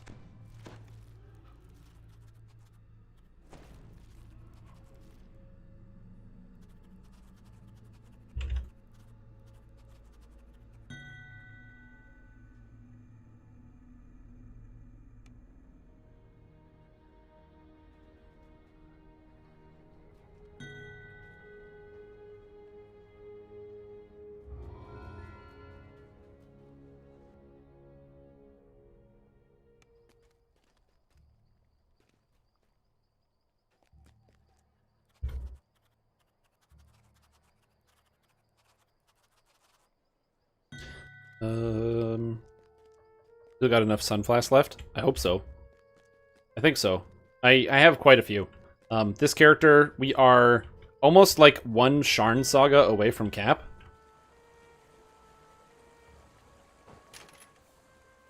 So that's pretty good. I can't take this. Why can't I take this? Need intellect. No, I don't want this. I can't get there yet. Alright. Yeah, I hope I have enough sun flasks. We're pretty good though. I think I have almost like 12,000 left. I don't know if that's enough to get to epics or to get to level 30, but we'll give it the old college try. And then when I run out, we'll have a nice burial, nice ceremony. Spell-like ability, curative admixture. I don't need the spell-like abilities. Like it doesn't matter whether I have them or not. Extra crit is fine, but I'd rather just get more damage. I think actually picking up the range power is not too bad. Just because so little things impact my damage at this point. I don't need any of the crit out of Bombardier. Literally nothing in Bombardier affects my character positively in terms of damage. Apothecary gives me more healing crit and intelligence, but that's it. Whereas Harper Agent gives me more intelligence as well as base hit damage. Actually, I should do this because this is +2 to hit and damage versus evil. Pretty good, since most things are evil. I can pick up the ranged spell power here. Normally I would not take these things, and I don't recommend you take these enhancements. I'm just really strapped for things to spend points on, and I'll probably do some more optimization at some point later. I'm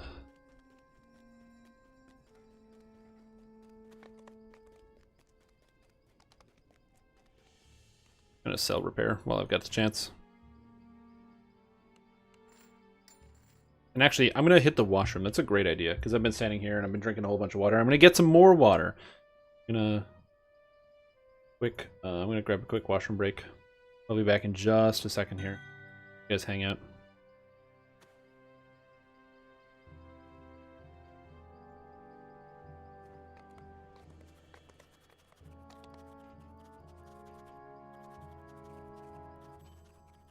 Alright, I'll be right back. Washroom. Gotta excrete that water.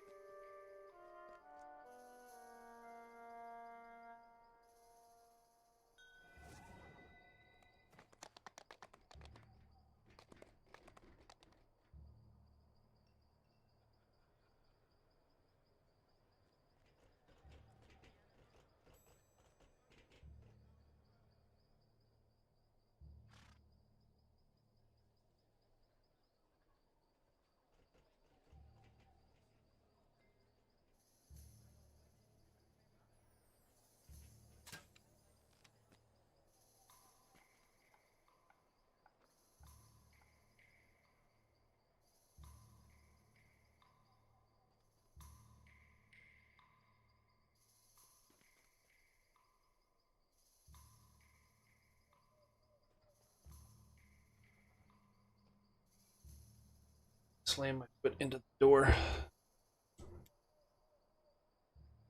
Evan?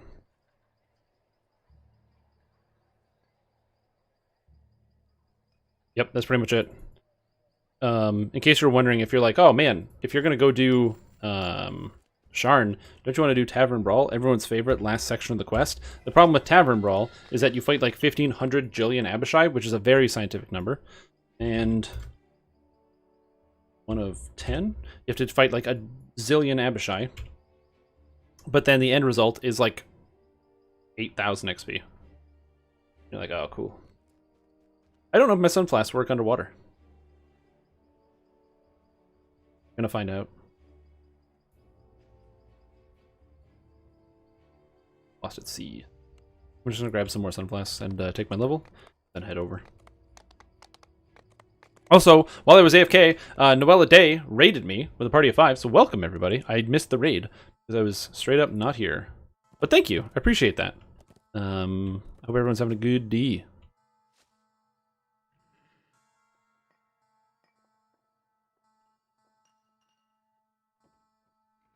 That's interesting. I didn't realize that it gave me an alert when somebody also bought a shirt, because... Because Where's the Alchemist video bought 2 shirts and said, buy this merch, it's pretty pug. Thanks. I don't know if I have I should probably get a pop-up for that. That's amazing. So funny. Also, Cliffy Board just resubscribed with Twitch Prime, 13 months. Welcome back to the stream team, man. Appreciate the support. Says DDO in this hoe. Hell yeah. That's what we got. That was so funny. Where's the Alchemist video? That's a good name. We can see the elf jumping on my head. Is there an elf jumping on my head? Oh, to like make my hair flat? No, it's just really, really sweaty. But that's just my hair. It being flat because I'm sweating myself to death right now.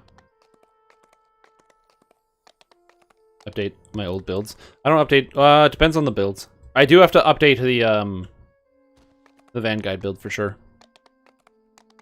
Oh, there was an elf jump. Oh yeah, I forgot about the animations. Yeah. Oh, does the animation go off screen? Am I supposed to angle this higher? Then way you can see the animations better, but then there's just space. Like I've got the 5 head going on, and then I have all this extra space. Dude, I wish. If I burnt more calories by just having or by talking during the live stream, then I would be less vigorous about eating healthy.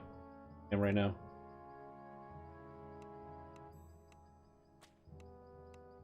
All the work of leveling up. And I get more spells. They're all bad. I don't think it matters.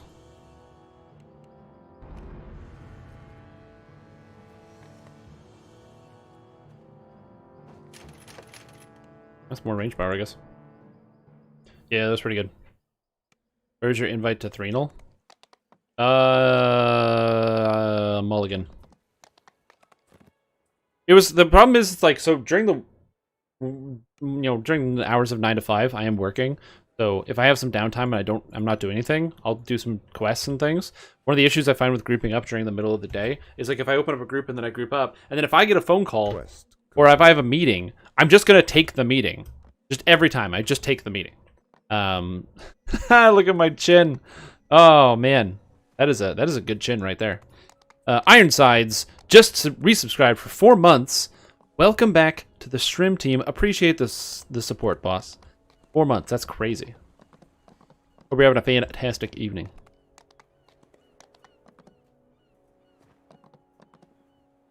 Alking.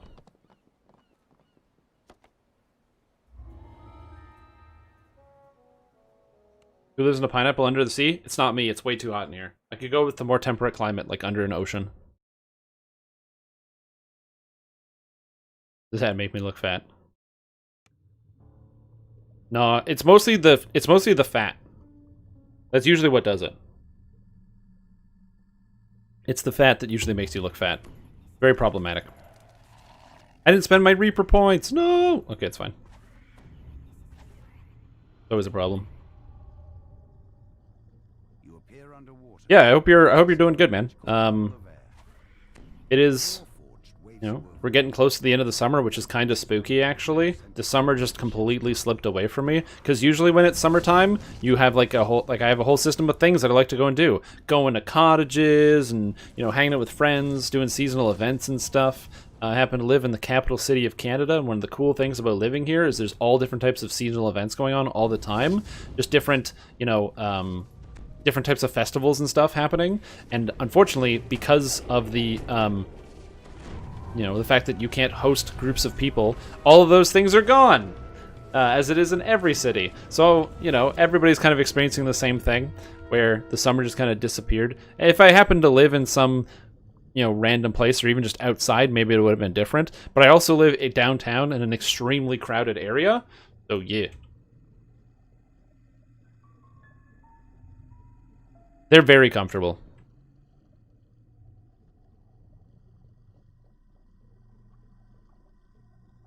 Yeah, so it's all just kind of like slipped away. And so I'm like, you know, it's like usually as a Canadian, winter can go straight to HE double hockey sticks. You know what I mean? I don't need more winter in my life. But right now, dude, I don't care about winter. Who cares about winter? Bring on winter. Get the snow in here. It's the same thing. It's basically the same as if I'm snowed in or if I'm not. Also, this summer's been like really crazy for thunderstorms too. But I'm currently living in a basement, and the problem with living in a basement is that you can't even like look at the cool thunderstorms because you just, there's like outside my window is cars. That's it.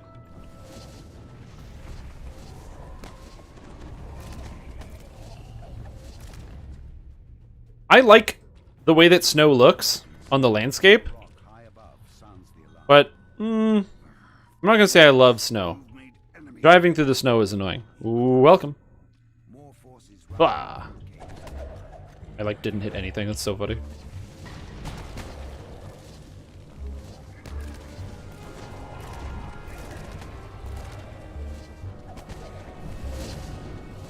I don't know how I threw 4. That's the weird thing. Yeah, driving the snow just kind of sucks. Actually, it's not even that. It's like I don't like shoveling the snow. Shoveling the snow is bad. The accidents and stuff from being in the snow, no good. Do not like it.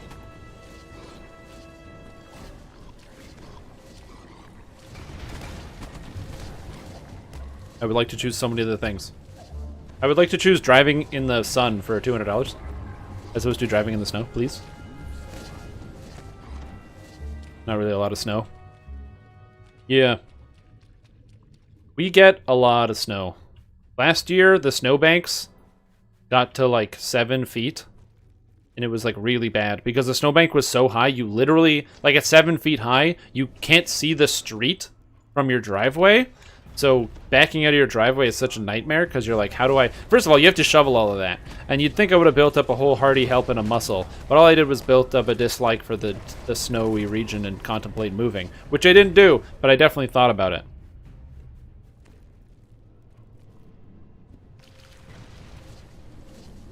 But yeah.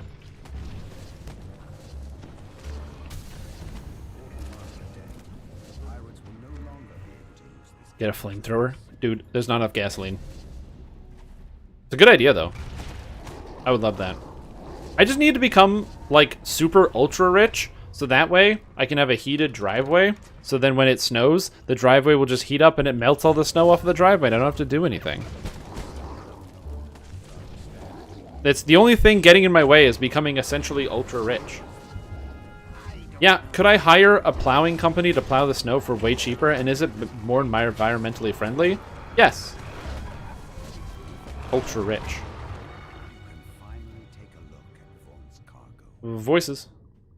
Oh, a laser. Oh, dude, you know what I should do?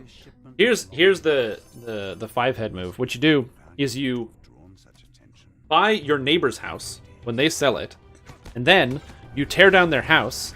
And in the place of their house, you put a large, like not a large, but like a bunch of like mirrors to focus all of the light that comes down onto your own driveway. So that way your driveway is superheated all the time. And so then the snow can't land on it. You can afford it if I stream full time again. That's true. I'd be hella rich. Throw salt everywhere in ludicrous amounts. You have to do that. The problem you have to be careful of, though, is if you throw the salt down and then you don't. If it's not a sunny day, the salt just doesn't work. Because you need some liquid to activate it. And then if you throw the salt down and then you run into the same problem of if you don't clear the salt away, you don't throw it down and then clear it off, it'll just refreeze and it's even worse because now it's extra smooth. Oh, oh man, that's gotta be nice. Oh, jeez. Yeah, just that's what they should do. They should just let us skate to work. Hey, Sharn, welcome. Sharn, welcome. There it is. Yeah, talk to this guy. Can I actually spend my Reaper points? Reaper point. More dodge chance. More intelligence.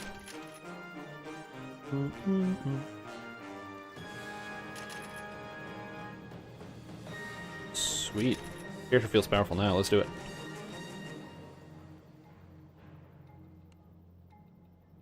Yeah, I'd love to do that. I don't skate, which is weird. Not only because I'm a Canadian, but because Canada features one of the longest canals in the world. In my city, the Rideau Canal. And every year it's frozen over so people can skate on it. And here I stand, literally being unable to skate. Not like I don't know how, I physically can skate. I have muscular problems that make it very difficult. What build am I running? I'm so glad you asked, Pierce Lackey. I'm running the Sun Flask build. The idea behind this build is that I play Alchemist and I use only the weapon, the Sun Flask. This weapon right here. It counts as a dart. It has an arc. Look at the arc of this weapon. It's an attack. It does light damage. Whoosh. Wah. Wah. Also, because it has this weird arc and slow animation time, it almost never connects on the actual attacks towards enemies. So you have to be really mindful about how exactly you're throwing it and whether an enemy is moving or not before you actually decide to throw it, or else it's not going to hit. And it has a lot of limitations. However, these limitations go away when you use a real weapon that actually attacks and lands on things when you want to hit people, which is super cool.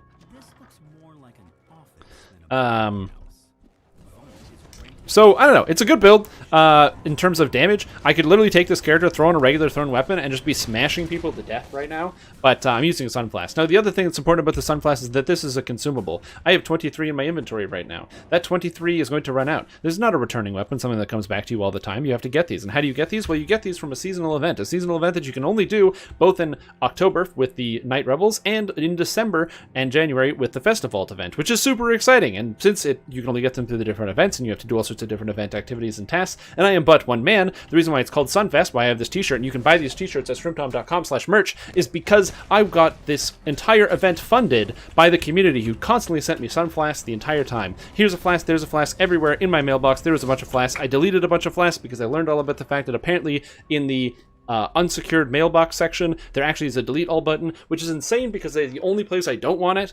My god. It's good times. Anytime. That's why I love standing, because I can like do more things and say more things, and I have more energy. It's too much. Yeah, I apologize. I do that sometimes. I'll just start talking. I find I don't talk that quickly when I'm like on my own and doing stuff, but man, if I get excited about something, I just go. I'm like a guy who talks quickly. I can't do it all the time. Translation, hi.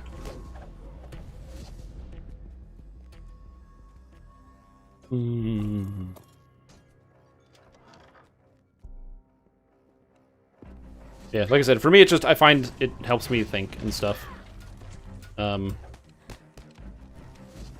actually don't mind sitting all day.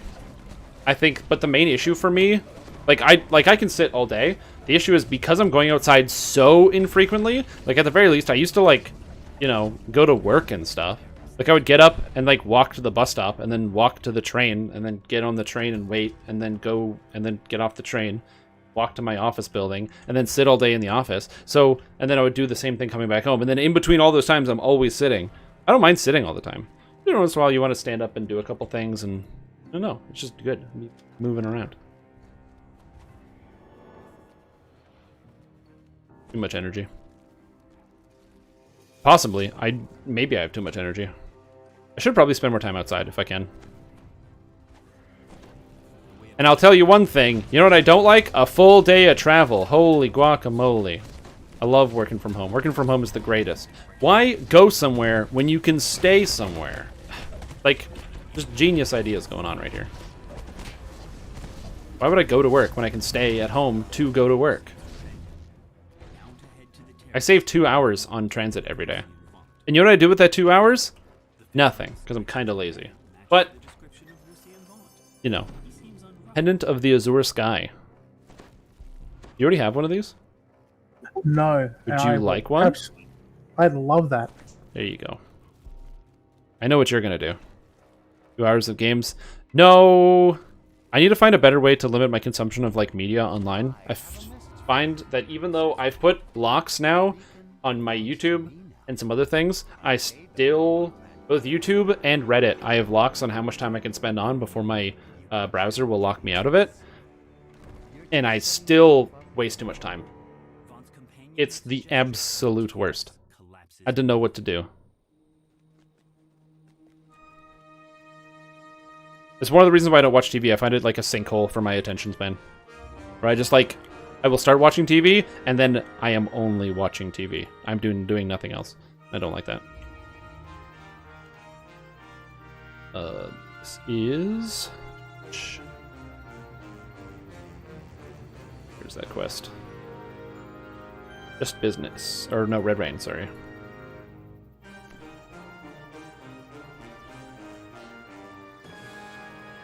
Oh. Hey. On Red Rain. As you know, it's midnight? Yep. Oh, absolutely. And so I try to avoid it as much as possible. Like, I will...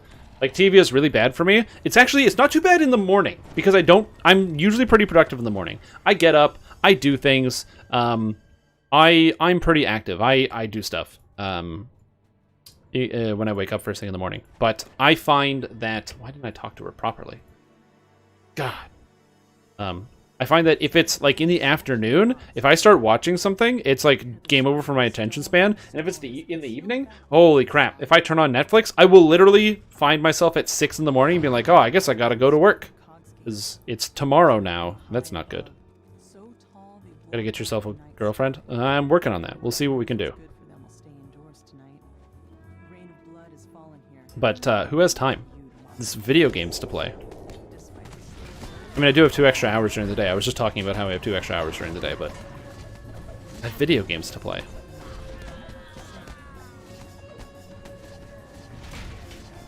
Let me ask you something. What's more important?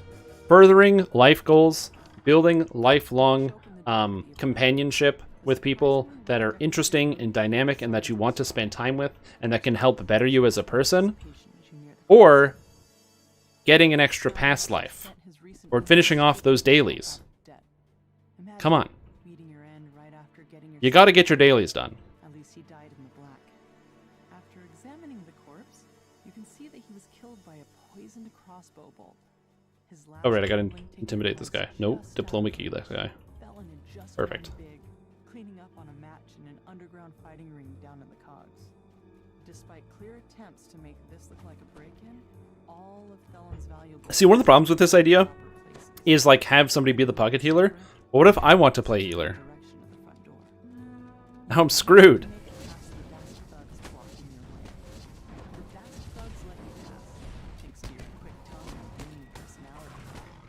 Which is often the case. Usually my preferred archetype, or like hierarchy of what I like to play is tank, then tank, then healer, then DPS, in those terms. Ever play mage or whatever? Likes mages too. Yes, can't heal. Exactly. No. You don't understand. You don't get to heal. The doors to the gambling hall are wide open and its chairs are empty. Though the nearby tables are still covered with food and drink. Looks like the customers left in a hurry. Yeah. I don't know. Like I said, for me, it's like I like tanking just because I like understanding the battlefield and being able to manage stuff. And I feel like the most influential role in any group is usually the tank. Because tanks in a lot of games have abilities where they can just go Super Saiyan and save everything, where it's like, oh, the healer died, I will find a way to heal myself and use cooldowns effectively to keep myself alive. Oh, like the DPS died? Cool, if me and the healer can stay alive, I will very slowly beat this monster to death with my pool noodle of a weapon. Strike down the last of this group of Dask thugs. Check to make sure And I've always liked that a lot. not to leave the Aw, that's nice. Are you guys playing together? we head back to the wolf cave with the Zealot. Zealot unlocks the gate, revealing a small room that moves deep. Oh, nice. There you go. I'm glad I'm helping you bring some people together. I'm sure it won't be an issue, though. Like I said, I'm not too worried about the, you know, especially during a time like the pandemic. I'm not too worried about things like relationship status, because I feel like those things will naturally come. You know what I mean? Yeah, it's like something that you can't force. You gotta feel it. Gotta just happen.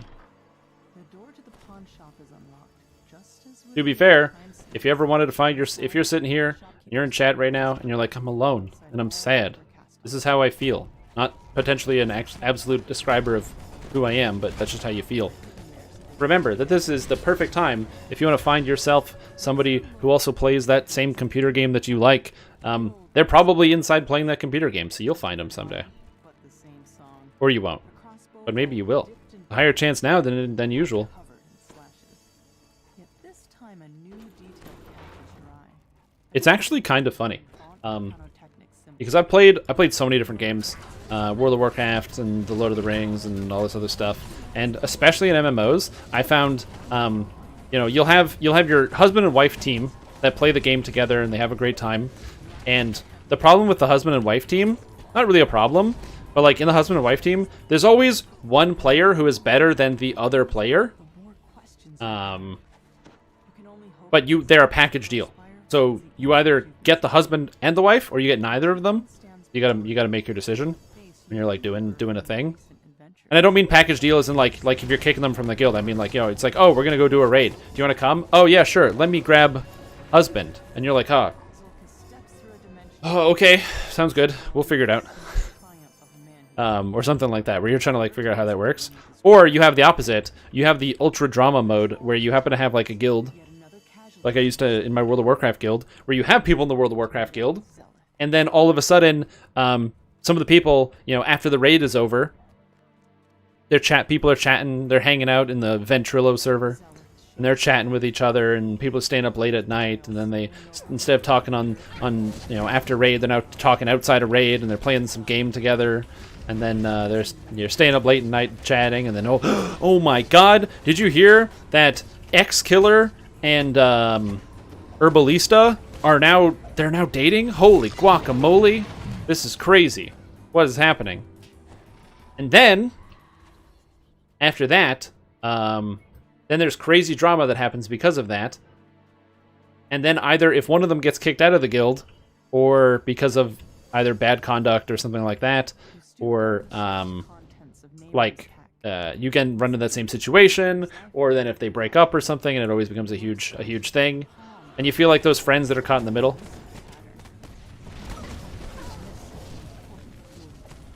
When I was playing World of Warcraft on the raid team, we had this like explosive turnaround of a couple people, and Find a security ledger embossed the one upside was that they both decided to end up leaving, and they're going their separate ways, so that there wasn't too much fallout that actually happened. But the other upside is that it was kind of fortunate that they were like the people that sometimes got benched when we went to raids.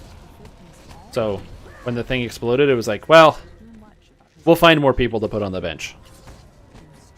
Oh yeah, guild drama all the time. Usually when it's like husband and wife, there's no guild drama, because like people, you know, they're husband and wife, they figure it out. They sort out the drama before or after. From personal experience, that's what I've found. cheap That's why, and that's also why you said usually. Whoa, but man, A familiar voice echoes. it really depends on you know what's going on in people's lives. Accident, didn't you understand? And some people are just drama prone. Tell you what. Was beyond stupid. Now Zelda's onto us. It's only a matter of time before she and those men barging in here. This guy's dying. Holy woof. He's dead. Oh, that guy exploded. Came back in the middle of a story? Yeah. And also, some people are drama magnets. True story. If someone independently starts messaging drama that is happening, or they use the word drama, then they themselves are almost 100% of the time an insane drama magnet, and will suck you down some vortex His family. of tragedy. Blood cloud my judgment, and I'll pay for that every day. But I'll keep going. I'll move on to the next crime and the next. If you'd like to avoid drama in your online guilds, when you're not sure what somebody thinks of you, or if you want to clarify something, just send them a tell. And be like, hey, can we like talk for a minute? I just want to talk to you about a thing. And then you talk to them, and then you sort out your differences, and then problem solved. And then if you talk to them, and then they're like, you can't sort out your differences because they're complete psychopaths, then you just detach yourself from talking to that. You just, you know, make it so you don't talk to that person anymore when you don't have to.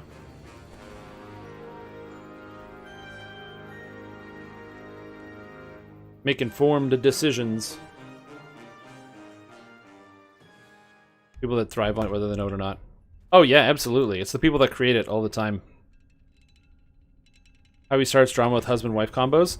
Yeah, absolutely. Well, that's what I was saying. There's a reason why they don't... Or there's a reason why they call me Strim Homewrecker Tom. Just rolls right off the tongue. That's it.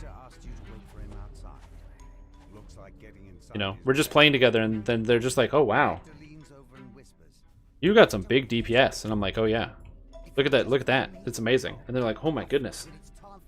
Your management of cooldowns while you're playing a tank is unparalleled. And you're like, hey, you know, it's just who I am. Log off. Are they drama compared to the raid guilds? That is actually kind of... Well, it's not really surprising. I just... You know, PvP brings a different type of person to something. Like, PvP and PvE people are different. Like, they come from, like... They're cut from the same cloth, but they have some you know, quite a few differences. Oh, if I DDO guild drama? I don't experience drama. I'm not a drama person. I literally am devoid of drama all the time. I just avoid it. As I said, I do the method of if I have something, if I'm not sure about someone's intentions, I just quickly talk to them. And if I think somebody is a human poison, I, again, will just avoid talking to them. That is how I do it. Less than other MMOs. No. Well, guild drama, maybe, but there's lots of player drama. There's tons of player drama. There's a lot of players that really hate each other in DDO. Because when you have a game that's been running for so long and people have been playing on the same servers for so long... It's right here up top. I'm just killing this golem.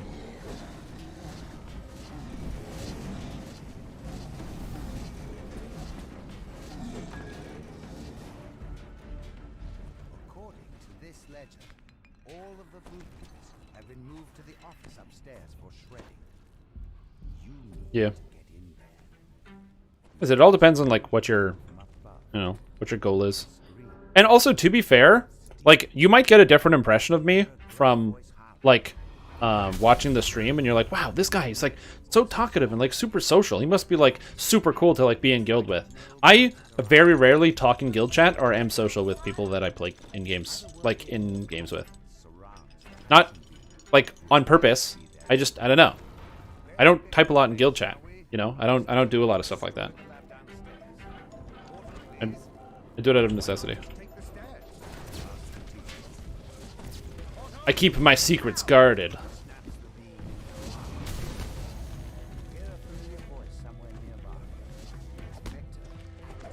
But Whether that's a positive thing or a negative thing, I don't know.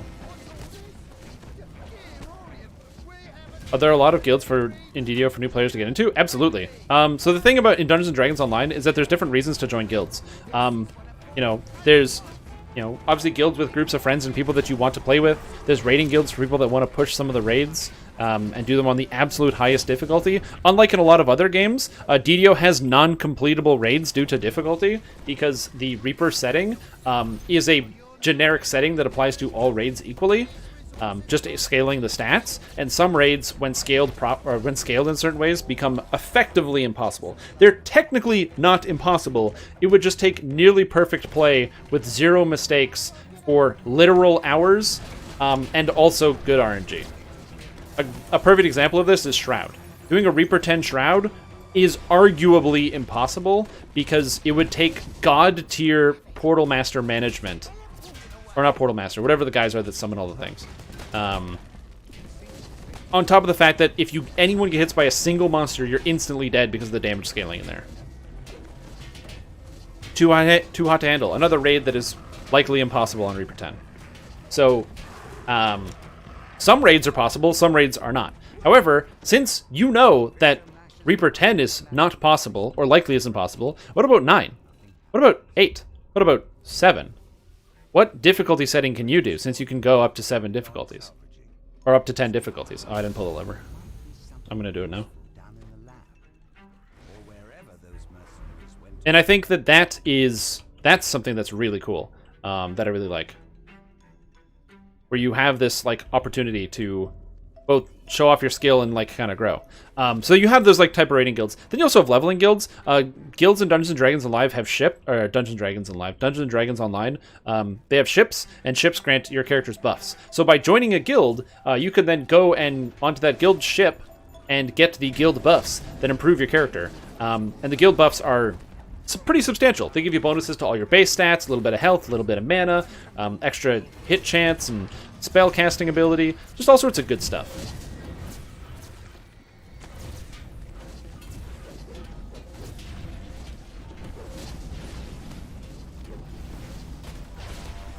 Oh yeah, guild buffs are super good, especially on a First Life character if you don't have anything else. So yeah, they're pretty good. So there's a lot of different reasons to join guilds, and also if you just want to play with friends. Every server has just leveling guilds that will just straight up invite you. That you just go, hey, I need a guild, and they'll just pick you right up. You have no obligation to do anything for the guild or to play with any of the people involved. You can make friends. You can find groups of friends and people to play with, but they're just at some point somebody spent the hundreds of dollars to get all of the buffs on the ship and to buy the ship, and it's been passed down generation to generation.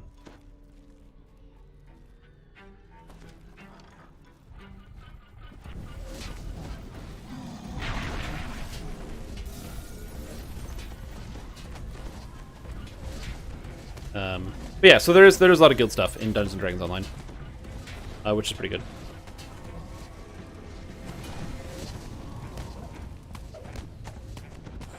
Yeah, dude. It's 4,000 astral shards for the ship.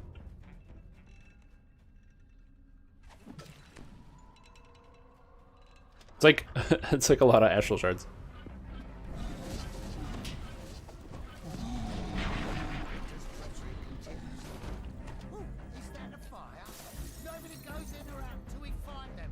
And then also some of the amenities cost a bunch of stuff. You hear the ominous hum. No. It's 200 US. It's close to 200 USD for the ship. But then all the people that join in are able to get access to the ship. That's what it's all about. The idea in theory, the reason why it costs astral shards, by the way, is because everyone is able to deposit astral shards. So every single person in the guild, if you have a guild, let's just say you have a group of 20 people and they want to play Dungeons & Dragons Online, instead of $200, everyone pitches in $10 worth of astral shards and dumps them in the astral shard bank, and then the guild leader buys the ship with that. Because everything is bought through the astral, your ship bank. If you ever want to see how many resources your ship or your guild actually has, you can go into the ship show hall, or the airship showroom in the harbor, next to the airship entrance and the auction guy. There's a showroom there. You can see not only the cost of all the ships and the different kinds of ships, but you can also see what your guild has access to. So how much money does your guild have?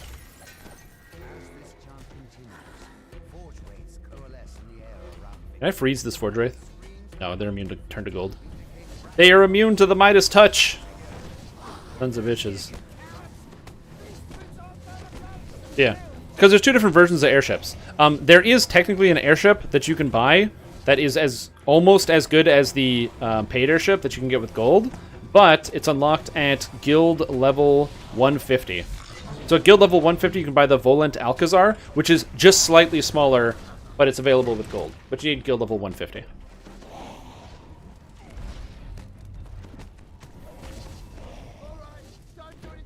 Quest. And you always got to kill this guy. Just screw him. Also, Martini just gifted a sub to Maslow Rabbit. Welcome to the Strim team, young man. I hope you're having a fantastic evening. And also, thank you, Martini, for the wonderful support. I appreciate that. Is that a moonbeam? The neat-looking staff. It's not good, but it's neat-looking. Hope they do more with guilds soon. Yeah, I would love to see something competition-based between guilds. If there's, like, on each server, there's, like, some type of monthly competition between the guilds. So, like, let's just say there was, like, a house contest. So, between the different houses, House Caneth, Deneth, Jarasco, Fjarlin, and Kundarik, there was a competition, and so it would be a 5-week cycle or something, and each week it would be, you know, it's the Fjarlin week. And so on Fjarlin week, you know, you get bonuses, like you have to do quests that are related to the Fjarlin, House Fjarlin somehow, and then the guild that reaches the top gets a special bonus for the next week, and then it goes to the next house. Something like that.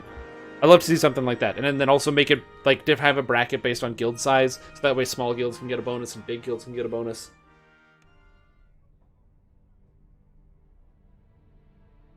It just needs to be because the game is PvP or PvE only. There's really no PvP elements. There's no way to compete with other players outside of just, we beat the raid on this difficulty. What did you beat the raid at? That's pretty much the only way that people can PvP at all in Dungeons & Dragons Online. And so, I would love to see a competitive form, in-game competitive form of PvE.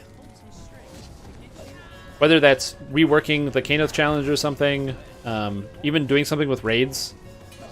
Even if they added, like, a point system. So on the XP experience report chart, you also had a point system. Kills were worth so many points or something, and you got, like, a score when you did dungeons. I don't know. The problem with a lot of these different types of systems that I'm describing, I think that the house one is not too bad, but adding a scoreboard into something like Dungeons & Dragons makes it kind of it's a step too video gamey, if that makes sense.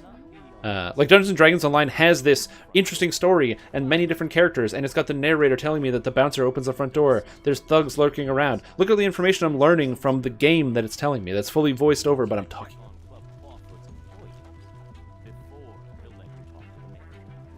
So this game is like all these rich individual stories that you get to experience all of the time, and it has all these things. And I feel like adding too many straight video game elements, like a point system, would probably be a bad idea overall, just from a theming perspective.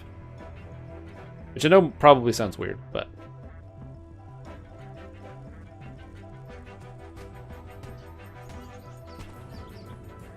Hurrah! Freeze!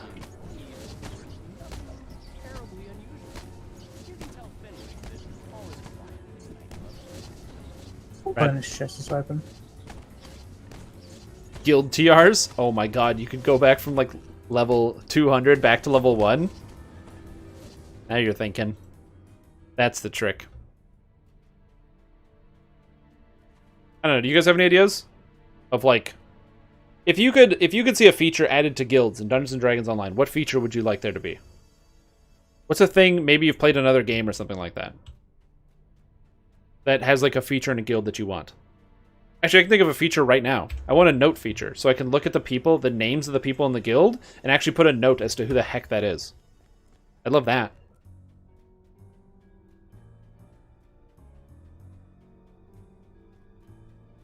Your guild feature would be one server? I don't understand. Like they give you your own personal chat server or something in-game?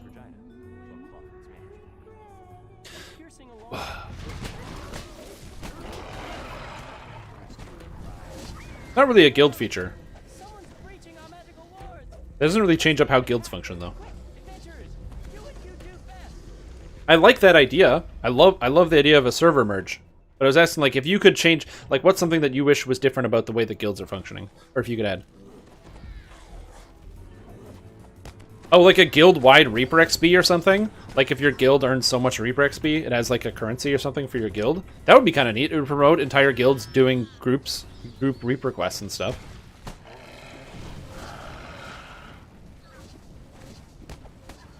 Yeah, that would also be nice. A lot of games have something where you can, like, sort by account name. I have a feeling that many of the players in Dungeons & Dragons Online wouldn't like that, just because there are a lot of people that are more attached to the anonymity of their account. They like the idea of being able to play, like, 3 different characters and be in 3 different guilds and not be able to tell the difference between who they are. In Lord of the Rings Online, this would be even more prevalent based on the number of people that use the anonymous feature, which is, like, I swear to God, half of the players in that game. Higher drop rate loot for guild runs. That's an interesting idea. Like a guild ship amenity that added something. That added, like, an extra, like, you know, amenity that was, like, 1% drop rate per guild member or something like that. That was specific to your guild. That's an idea. That's actually not too bad. A named item drop rate. Like I said, I'd want to see that as like an actual guild amenity. Guild TRs that discount some DDO store items of 1% or so per TR? No, probably not. I think the discounting of DDO store items based on guild affiliation is probably a bad idea.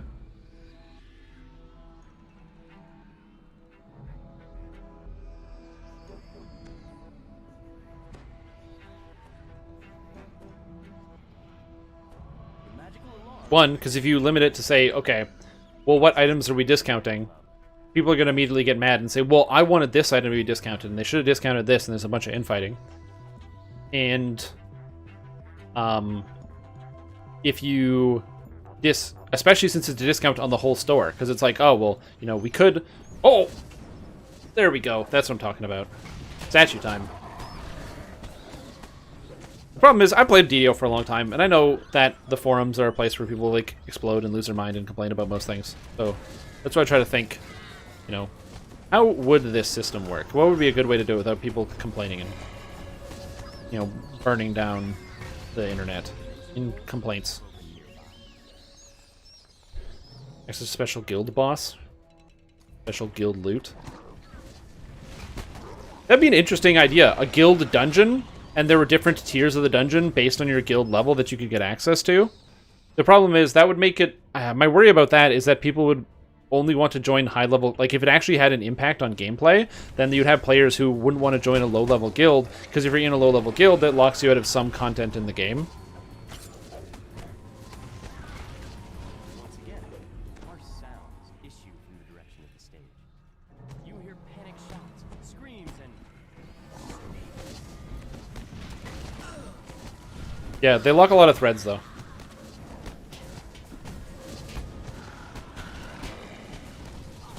One of my favorite things is when they, like, you know, they'll lock threads on the forums because people are using some real nasty language, and then immediately after that happens, they'll, like...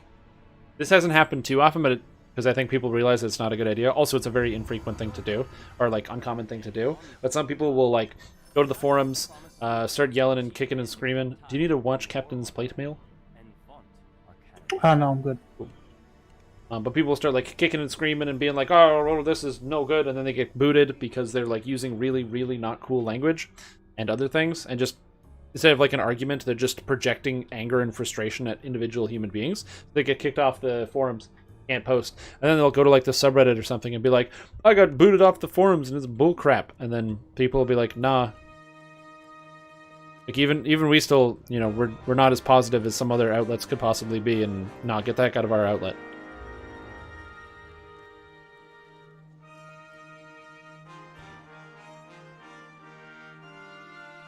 Yeah, like I said, there are people who will always complain. Do you guys remember when they said, by the way, DDO free quests, log in the game, go in the DDO store, type in DDO free quests, and you get all the quests for free? How cool is that? There were so many hate threads made by people about how it's not fair and it's doing a disservice to the people who've been playing the game for a long time, and I've been paying and supporting the game and yet I'd see nothing from this. I think this is ridiculous and blah blah blah. It's a kick in the face to the people that have been supporting it for so long. And it's like, but now you have more friends to play with. And you got to experience the content when it was new. You already got it. You had it. You had fun with it.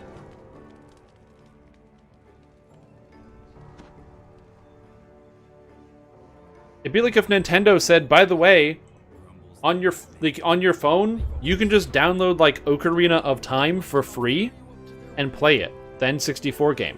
You can just download it for free on your phone.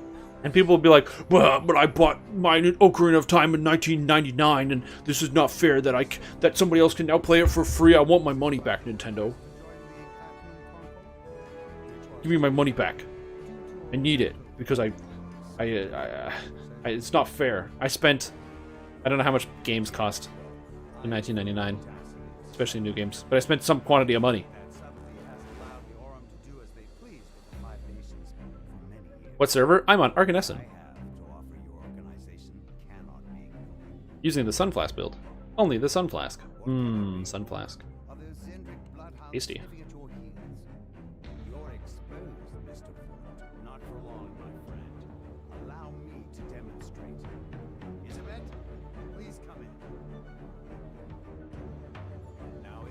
Complaining that they decided the legendary Lord of Blades, or that they were making the content legendary.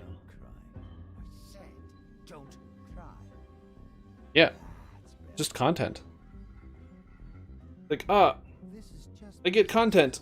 No, I'm mad. Is that I find it? I don't usually get too animated about a lot of different decisions that get made in that sort of capacity. It's kind of the thing where like you have to just take a step back and walk away and just be like, hey, how do I feel about, how do I feel about this thing? How do I feel about that thing? And instead of just projecting immediately, just take some time. If you ever feel really mad about something, my best piece of advice is instead of talking to someone or directing your anger at someone, well, not talking to someone, but instead of directing your anger towards someone, just like, lie down for a bit. Take a break. Relax. Why can't you see other people typing? Because they're typing on YouTube. We're streaming to YouTube and Twitch at the same time using built-in multi-stream with Streamlabs OBS. How cool is that? That's why it shows up on the screen, so people that are actually watching can see both chats at the same time. You guys can talk to each other. Weird little game of cat and mouse. Ross Cohen, I have two answers for you. So number one, if you'd like to know about the population in Arganesson, I can't give you a clear answer because I'm not an oracle, but I do know one. An oracle called PlayerAudit.com. www.playeraudit.com. I don't know how they got the domain name. However, if you go to PlayerAudit.com, it'll actually tell you the exact population of every server all the time. And they have graphs and charts, and you can see how many people are playing your favorite server right now. PlayerAudit.com. It doesn't even have DDO in the title.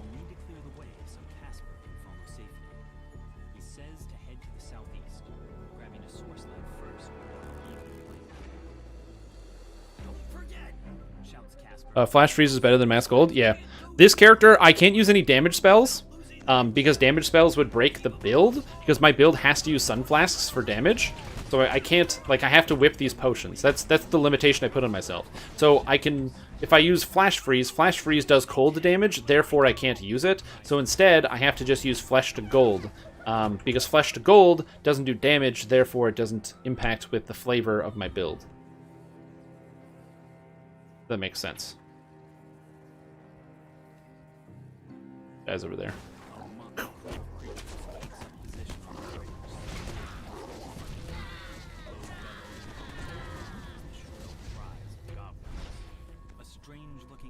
That's why I'm using Flesh to Gold Mass. I don't think those people realize how massive the gap is between new player experience and established player experience. Oh yeah. Like,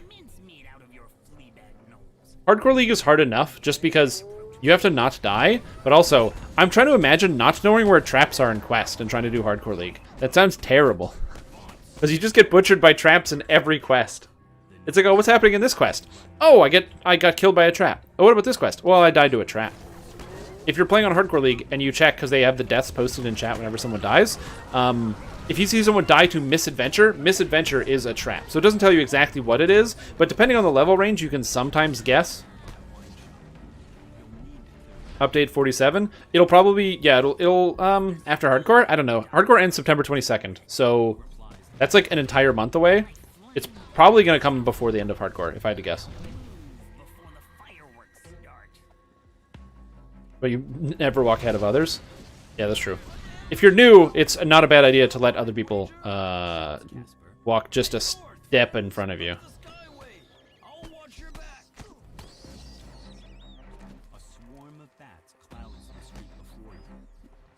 Did move on to another game a while ago. Yeah, no, that makes sense. It's important to like take breaks and to recognize when you need to take those breaks. Like, if you are enjoying Dungeons and Dragons Online and you're having a good time, and then you're like, you know what? I'm just not having as much fun on this game as I did before. That's okay. You should go, oh, I'm going to do something else for a little bit, and then just come back to the game later. Drop the game for 6 months, maybe a year. Come back to the game later. Enjoy the experience. You're going to burn out if you just try to do something all the time. You have to take breaks. Much like how you take vacations from your place of work, you have to take breaks in your video gaming. You know, even though DDO has like thousands of hours of content, it's thousands of hours of content, but it's on the same game. I don't know. I don't have any news about Update 47 though. What's the status of Monk in 2020 Wisdom-based Falconry? It's good. It's not the best, but it's really powerful. Like, Monk hasn't gotten worse since Sharn, so it's as good as it was in Sharn. The problem is, people figured out Inquisitive, people figured out Alchemist, and Strike Through became a thing, all of which didn't really affect Monk. So the areas that Wisdom-based Fist Monk, like Shin Tao, is lacking is on... their single target isn't as high as a lot of other classes. Their AoE definitely isn't as high as a lot of other classes. However, where they're still really good is they have unreal crowd control. They're so good at crowd control. Kukendo, Stunning Fist, Tomb of Jade, Jade Strike with the crit into the lockdown. On top of that, since you're generally going to be able to take combat expertise on a monk, you're able to easily, anytime you want to, spec and take improved trip as well if you want, and have improved trip, which is really, really good. Does someone die level 2 to a bound fire elemental? In the first levels, is there a bound fire elemental? In there's a new quest inside of the, what do you call it? Inside that area, the Cerulean Hills. I can't remember the name of it, but it has like a bunch of fire elementals and an earth elemental. The fire elemental is the dangerous path that is faster. If you take the fire elemental path, it is much more dangerous, but it is slightly faster. It's in the most recent quest pack. Let me find the quest. Art of the Problem is the name of the quest. I don't know, man. People do all sorts of things.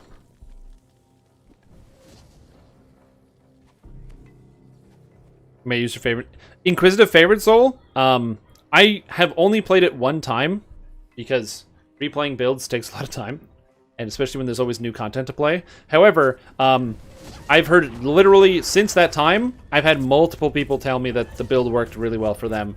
It's tanky, it's got good health, or it's got healing or self-healing capability. It does all the things you really want it to do out of a simple Inquisitive build.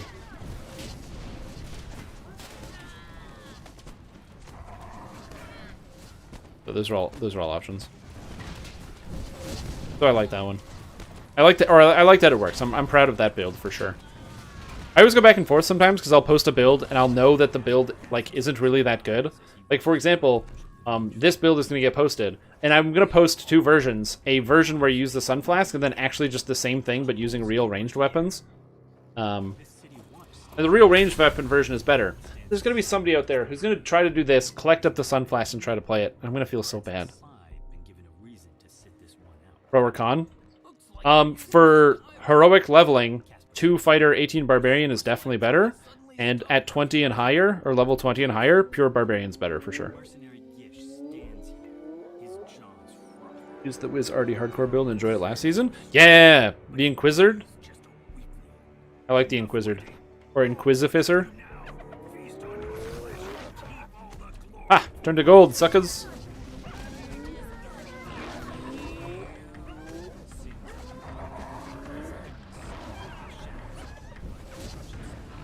Hey, Dave Tyler, what's up? First time catching the stream, love the videos. Any tips for finding raid groups?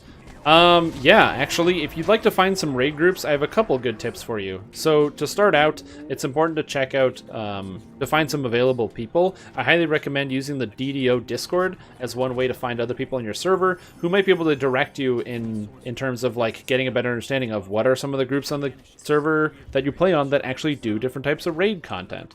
I'll get you a link right here if you haven't joined it before.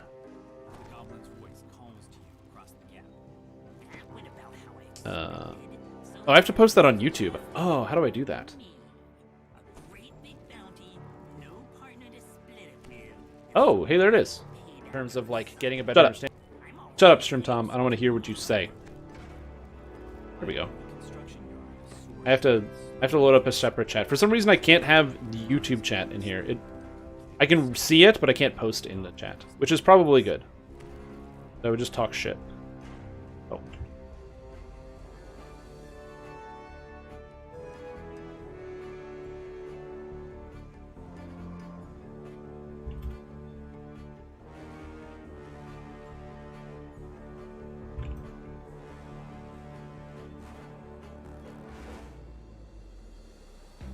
Okay, there we go. Yeah, so if you take that, if you check that link, that's the Dungeons & Dragons Online Discord. You'll need to, there's a welcome section that will explain to you the rules. Oh, we're not going. There's a welcome section that will quickly explain to you the rules. So you can see, you can assign yourself to a server. So whatever server you play on, you assign yourself to the server. It brings up all the channels. So that way, there's literally like 200 channels on that damn Discord server, and so to prevent everybody from seeing all the channels all the time, it's just focused out by server. You can assign yourself to whatever server you want. There's a bot that will do it by just typing a couple commands in chat. And then that will take care of it for you, and then you can see stuff. Then once you are actually a part of an individual server, you can say, okay, well, I play on Caneth, and you just post in there, hey guys, what's up? You know, I'm looking for, like, I want to do the raids or whatever. Who does that? Do you guys know anybody? I'm looking to get to know people. And ba-bam, ba-boom, bam, ba-beam. Link in Twitch? Oh yeah, I can do that.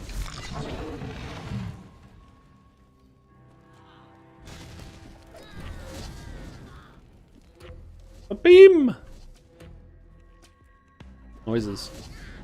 With one level of fighter, is fighter multi-class worth it for Bard? Again, depends on what you're doing. If you're playing as a spell singer, no. The War Chanter capstone, in my opinion, is not very good, and the Swashbuckler capstone is not very good. So in my opinion, if you're not playing as a spell singer bard, you should usually multi-class.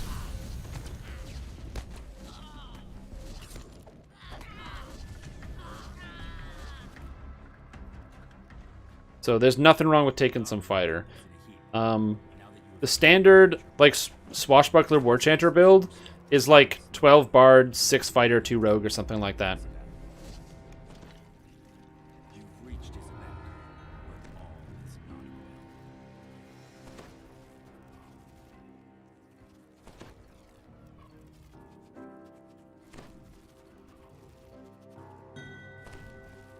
Come on, treasure chest, show up. Yep, but then that way you can find people on the server. There's a lot of people on the server. Like, there's, I think, 1,000 or 4,000 or 3,000 or 4,000 members. So there's lots of people there. Evasion-free capstone for Bard. Because the capstone sucks. So you have to ask yourself, do I want to take 2 levels of Bard to get evasion from the capstone? Or do I want to take 2 levels of Rogue to get evasion and the ability to do all the traps in the game, which is on a lot of quests a 20 to 25% XP boost, and also I can ignore traps. And do them for my party.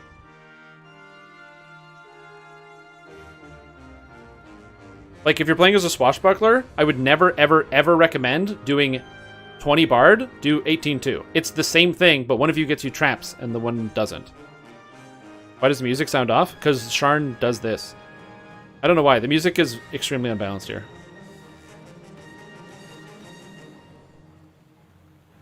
Oh, level 15 with 6 levels? I mean, you're probably fine. Like, you can play a pure bard, by the way. I played pure bard. Well, I played war chanter, though, like two-hander.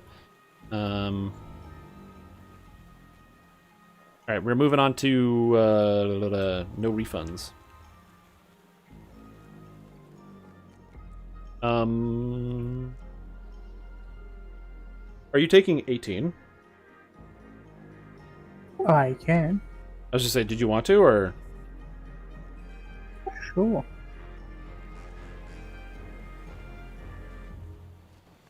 Might as well. We're just here. Gonna take 18 quick. Like I said, if your character's already that far, you're pretty much in the clear. I'm just saying that one of the reasons why you can take 2 rogue is because, one, you also don't have to wait till level 20 to get evasion. At level 20, you have to wait till level 20 to get evasion. So you're playing the entire game without having evasion. You only have access to it in epics. But if you take 2 levels of rogue early, you have access to it the entire way through the game. Which is pretty good, because it means that, again, you don't have to worry about traps nearly as much.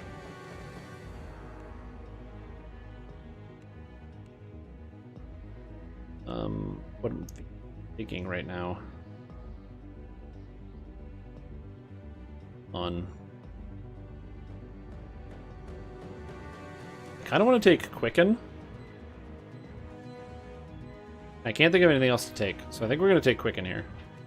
Because Quicken's really good. I always have tons of mana, and I just want to cast spells faster.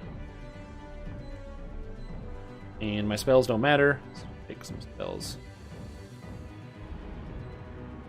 Capstone loss was big. It is big on a lot of classes, except bard capstones are not good in my opinion. I don't think the bards have good capstones. That's why I'm saying I don't think it's good.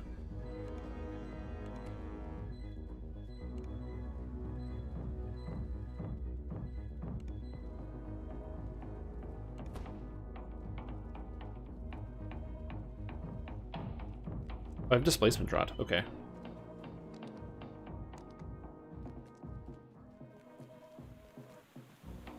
Coming over. Gotta stop being slow.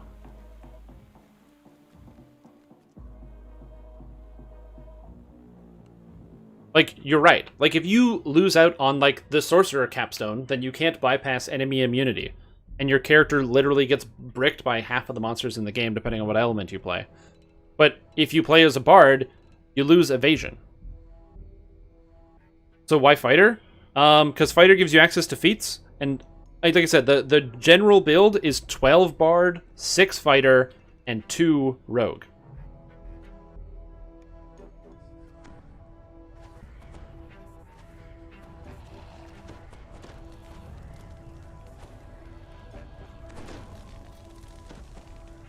Yeah, I didn't turn on Quicken.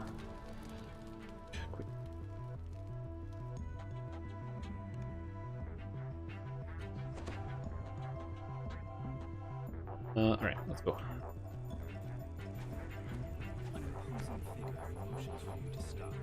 And so by taking the extra 6 levels of fighter, that gives you access to the additional tactical DCs, which means, you know, when you your freezes scale off of your bard level, but the fighter lets you take the tactical DC feats, as well as getting you more health and access to the defensive stances. So you can take fighter defensive stance, which you can use as long as you have a shield on. And so as long as you have a shield, you're able to pick up 20%, I think it's 20% extra health from the fighter defense Salbert defense tree, as well as 25 physical and magical resistance rating, which makes you super duper duper tanky. So you can pick up the freeze, you can pick up the good stuff at a swashbuckler, you get the rogue, which you don't put any points into, you just get the ability to trap and evasion, and then you get the extra tactics DCs from fighter. The general idea. PDK, so charisma for all, yeah. Do you think they should build a server from the ground up and move everyone there? I think they should do whatever makes the most sense for them business-wise and also how the game works. I don't know anything about server management or maintenance, and I have no idea how their servers function. So I don't know what would be easier. So that's a great question, though. Got the wolf crest. Oh, nice. Is it in here? Yeah, I picked it up. Okay, cool. Your charisma for all. Okay, that makes sense. Yeah. Oh, for the next 4 levels? I mean, if you're that far in, if you don't care about doing traps, then yeah, you can stay full bard. I'm just saying, like, if we're talking from building it from the ground up, you know, like you're starting from the bottom, and then what do you do? I was explaining how I would do it.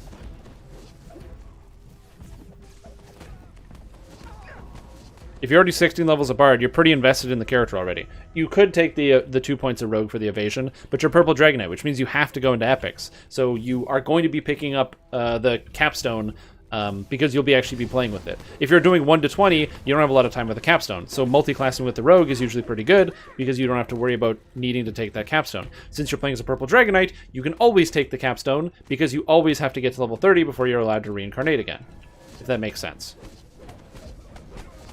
At the point that you're in, I would probably just stay pure bard. So yeah.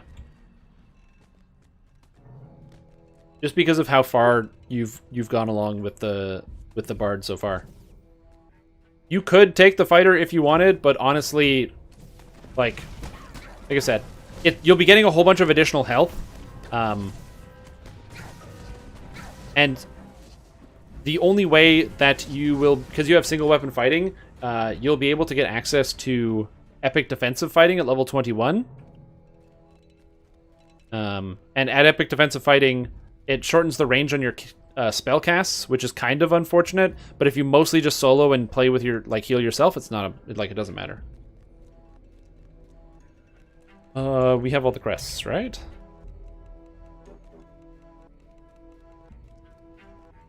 Yes, but I can't.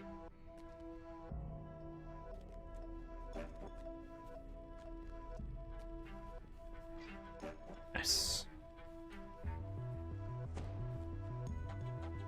Oh, I think somebody picked up the spotter slugger because I didn't. I don't. We went past everywhere they spawn. I was gonna double check. Oh, yeah, he's got it.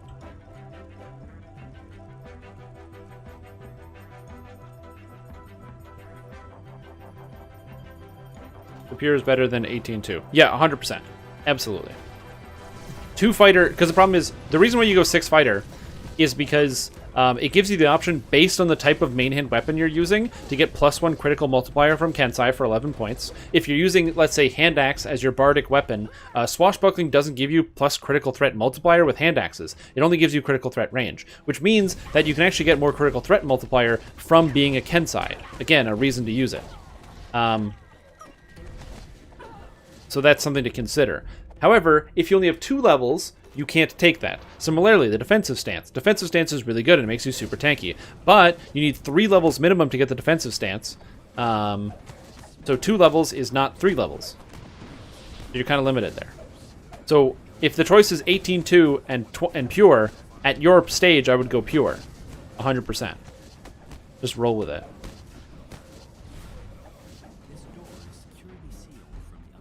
Yeah, exactly. Because you said you were playing Purple Dragon Knight, so I figured you were using a short sword. Versus something else.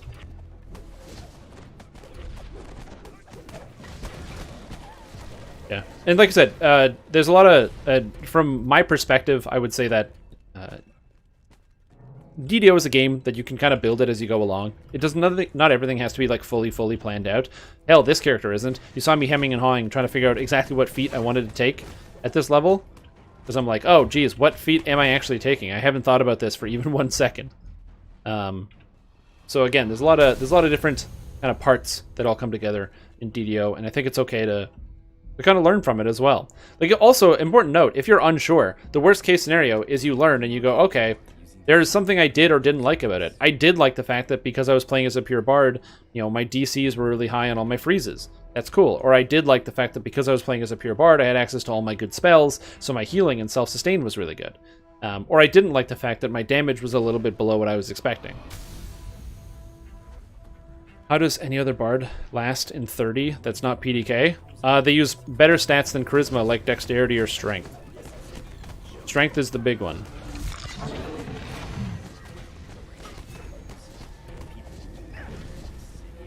By the way, something you could consider taking, since you are playing as a pure purple Dragon Knight, a split you might think about is actually a level of Favored Soul. And the reason why I say that is because Favored Souls get Divine Will, or Divine Presence, sorry, and it's tier 1 of the War Priest, War Soul tree, and it gives you half of your charisma to hit and damage and tactical DCs.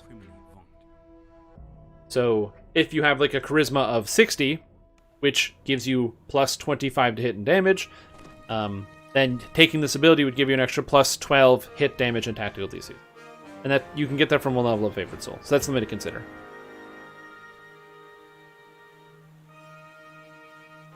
But yeah, most bards aren't doing endgame damage unless they're using other avenues for damage like Inquisitive. Bards are mostly support classes for the most part. Most.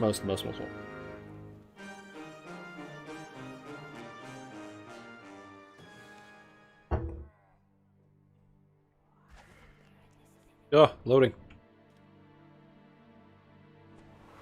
Evan Greybeard, your would-be informant, lives somewhere upstairs in this slum tenement tower. Yay, no trapper. Stands before you, wide That's This can't correct? I don't think be. Hobgoblin Xavier... corpses lie No, Shiryu... nope, no trapper. Never mind. Literally no trapper. smells of sulfur. And who in Kyber are you? It's time to fireball it. Demands in a pitiless tone. The creepy Worth it instead of the capstone, also PDK... gives you a Doesn't PDK do that enhancement? No. Purple Dragon Knight gives you hit and damage, right? So if your charisma, again, I'm going to use an example here. So let's just say my intelligence right now is 53, okay? So, is that number accurate? Apparently that's accurate. Anyway, my intelligence is 53, so I get plus 21 to hit and to damage. However, I have this really neat ability, and it's called, let's just put this on here so I can keep attacking while I'm looking at stuff. Know the Angles. And Know the Angles, Battle Trance. You gain an insight bonus to damage and tactical DCs equal to half of my intelligence modifier. So, I get an extra plus 10 to damage and plus 10 tactical DCs based on, from this number, because half of this, you always round down in Dungeons & Dragons, so half of this is 10, so I get an extra 10 damage per strike. And if I could put it on an extra item that gave me 10 extra damage per hit, I would. That's a lot of damage. If I hit 100 times, that's 1,000 damage. Really good. So I definitely want to use that. And it gives tactical DCs. The War Soul one also gives hit chance, which is why it's really good. It's a more powerful trance, because it's from a class, versus the Universal Trance. And yes, they do stack. The Purple Dragon Knight is saying the base damage comes from here. This is like the Divine Presence is a spell that you cast. If that makes sense. Like, here, it's here, so it's easier to see.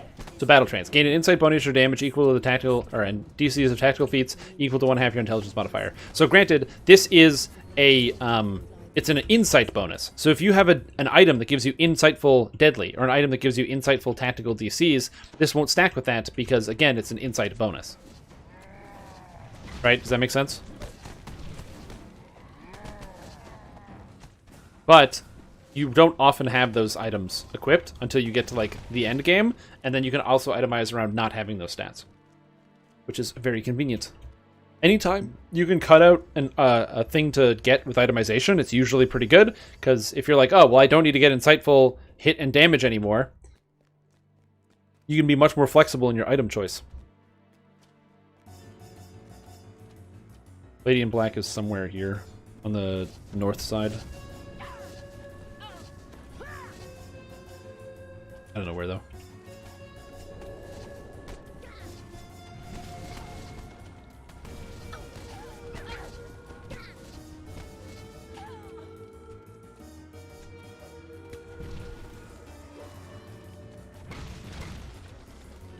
Here? Oh, okay, I found her. I'm gonna mark it on the map.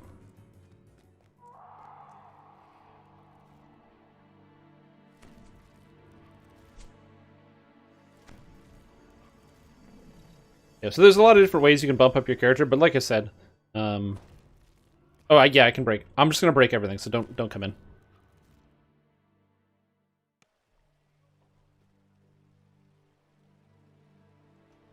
Yeah.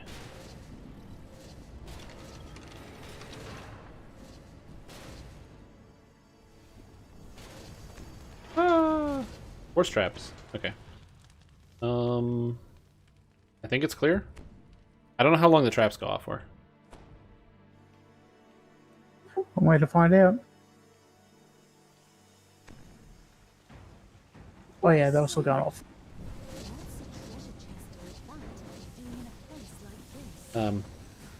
Yeah, I don't know. It's weird, because, as I said, all the classes are pretty balanced, and there's a reason why I said up until level 20, every class and every spec in the game can do it.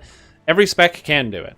Every different tree. So if you want to play as a bombardier, an apothecary, a vile chemist, or a spell singer, or a war chanter, swashbuckler, you know, assassin, it doesn't matter. All of these things will get you to level 20.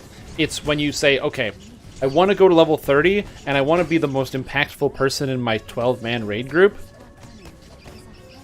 then, one, you gotta make sure you're tuning up play. Getting better is one of the best ways you can make yourself more impactful, and one of the next best ways is to pick one of the best performing things in the entire game. Now, I'm not saying that to have any value to a party, you always have to play whatever the best thing is, but, you know, it is unlikely that you will make a bard build that will outperform an alchemist. However, bards can do things that alchemists can't do at all, such as the incredible buffing and the incredible way to support an entire team with heal over times, bonuses to every single stat, incredible defensive bonuses, like just unreal stats. So, as I said, I think that you could make a bard that's doing all the damages, but having a bard that can like perma-freeze stuff, heal all your allies, pop a heal over time on them, increase their DCs, their tactical DCs, give them true seeing, increase their hit chance, increase their damage, temporary hit points, and then also be able to freeze stuff. Well, not even play a buff bot.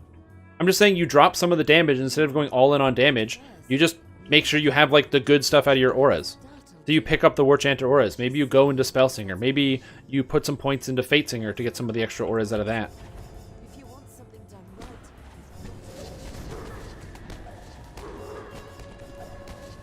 Gold! Gold! Look at these guys, all gold! I'm rich! Yeah.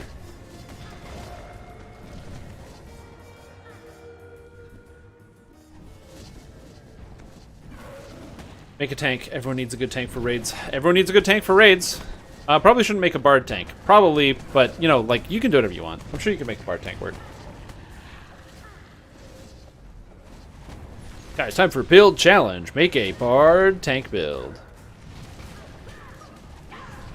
And someone's gonna link me to some forum post from like 2013 where some dude played bard tank in a single raid.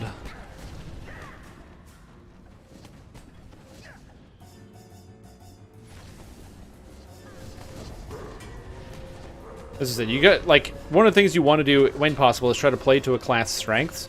Or if you're not playing to a class's strengths, accept the fact that your class will not be as strong as other classes at that thing. Like, I'll give you an example. You want to do a lot of damage, right? And you want to do more damage than Rogue?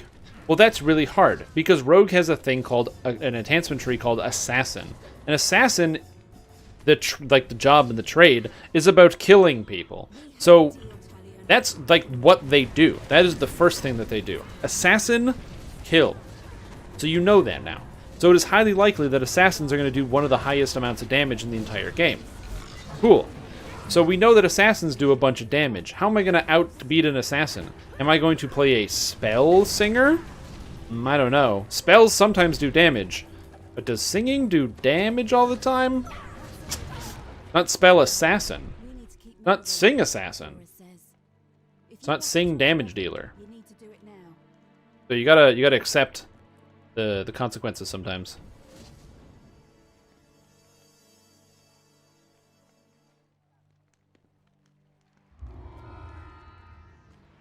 To do a half-elf bard tank with Diplo damage reduction enhancement. Not that crazy.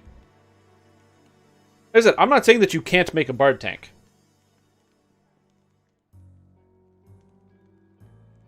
It's just probably not where you're going to go for your first choice. But one of the cool things about Dungeons & Dragons Online is that me saying Bard Tank might get some gears turning in people's minds, and then somebody goes, wait a minute, if you combine this enhancement with this enhancement and this enhancement, and then somebody comes up with some crazy build that uses bards to tank. Not, like, crediting that to me, but I'm just saying, like somebody will have that thought, and then they'll just think about it, and then maybe they change the meta. Yeah, or I was just brought up with another great example. You know about Buff Bard, right? Bards, they buff people, and they're really good at buffing people. Screw that. How about you play Debuff Bard, where you combine Bard and Warlock to not only have almost all of the Bard buffs, pretty much all the Bard buffs, but on top of that, you also take some levels of Warlock to get the ability Taint the Aura, to be able to reduce the enemy's physical and magical resistance rating, as well as dual-wielding different legendary green steel weapons, both Dust and Ash, to reduce their physical and magical resistance rating even more. So just your single Bard is able to reduce the physical magical resistance rating of your enemies by 35, and on top, which increases damage by about 20, I think it's 24% amount of damage taken by monsters. And then on top of that, they can also use Bound Fate to make a monster take increased single target damage on top of that, and they get pretty much all the Bard buffs. Does your character do any damage? No. Can your character win a single fight? No. But does your character basically count to like 4 different people in the raid? Yeah. The loss of damage that you have versus the increase of damage of others is what makes it worthwhile. Yeah, exactly. If you double somebody else's damage, and then there's 12 people in a raid, you're doing it makes it almost like, yeah, now you go down to 11 because you have the Bard, but now it's like there's 22 people in the raid doing damage, because you're doubling that 11. One of Sharn's most powerful men has turned against Lucian Bond and selected you to deliver the killing blow against him. My eyes, they're so dry. You arrive at your destination after a long flight through the forest and you're surprised to find a warehouse is a loud and unremarkable structure. The entrance is unguarded, so you slip inside. After a moment of stunned silence, the guards scramble into action. Intruders! Activate the alarm spells!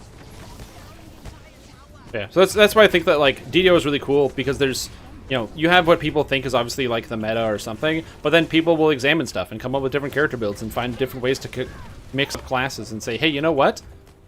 Maybe the way that people are doing it is not the best way to do it, and they'll just find some secret trick or something that works.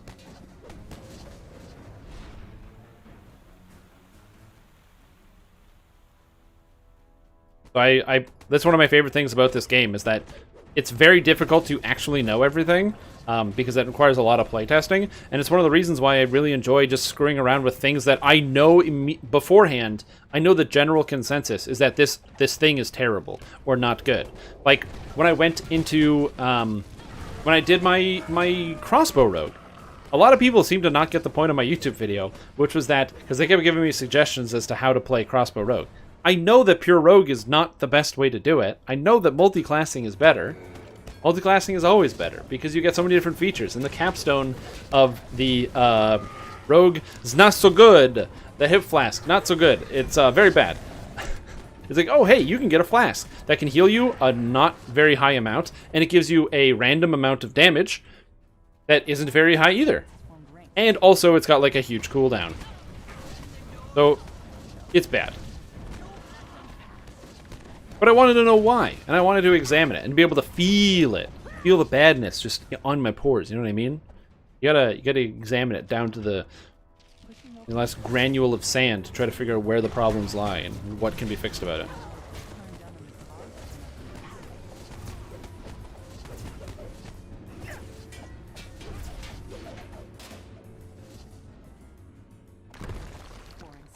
I mean, hell. If you just think about the progression of Inquisitive, people didn't play Inquisitives for like 3 months till after Sharn launch with no changes to the Inquisitive class because people were playing Druid instead. Even though Inquisitive was doing more damage than Druid. People just weren't playing it because they didn't want to.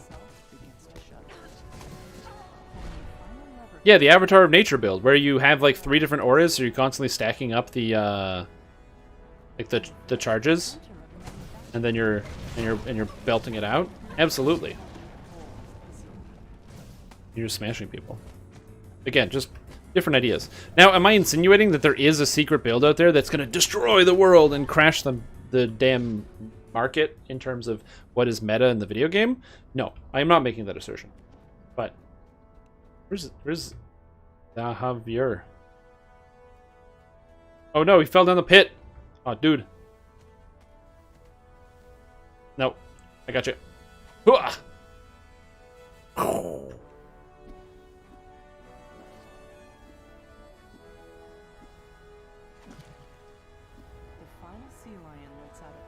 Saved. Don't pull the acid lever. The machinery loudly grinds and squeaks.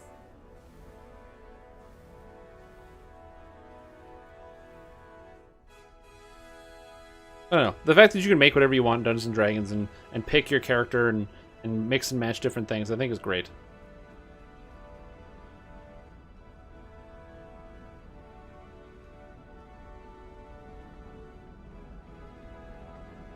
It's one of the things that always keeps me coming back is when I think about a new character build or an idea.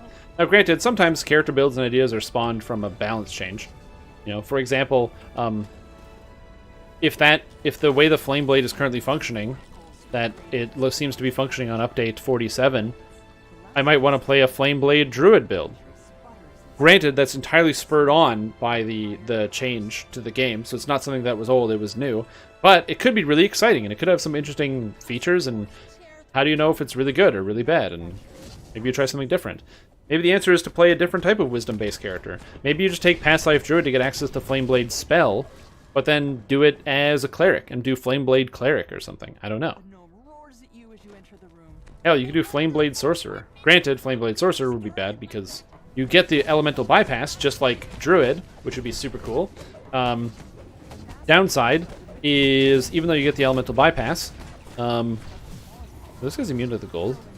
No, even though you get the elemental bypass, Wisdom and Charisma are different stats, apparently. What's going on with Flameblade? Apparently in update 47, Flameblade is being made to scale to be effectively an item of the level that you're at. So, right now, like, Barovian weapons are +5 at level 10. So when you're level 10, your Flameblade's going to be +5. And if you're level 30 and you summon your Flameblade, because it's going to scale with your caster level, then you summon a blade that's level 29. That's a d6 +2. It's got like, or 5 times a d6 +2, and it has like the modern scaling of weapons. Because right now it stops at level 20 as a +5 Flameblade. And new Flameblade's going to be able to keep going, which is super neat.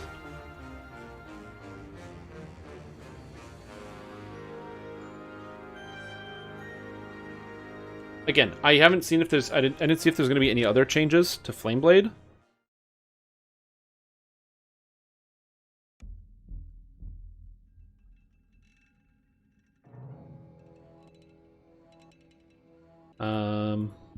It's not in the patch notes, which is really weird. That's the one thing I find strange, is it's not like... It wasn't in the patch notes.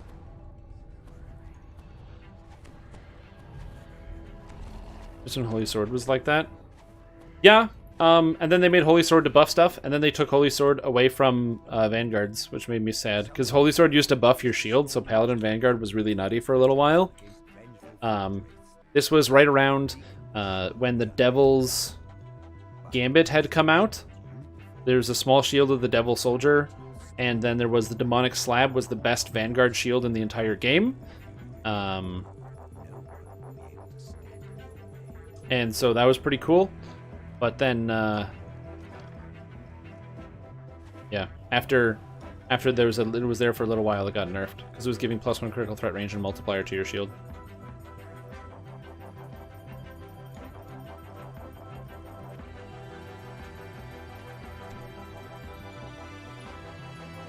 Again, old Holy Sword is cool, because it was like actually conjuring a holy blade, and you'd have to buy the anointed blades, or whatever the weapon was. Maybe it wasn't a blade, but you have to buy, like, you know, the anointed individual weapons of all these different types, which is just a cool concept.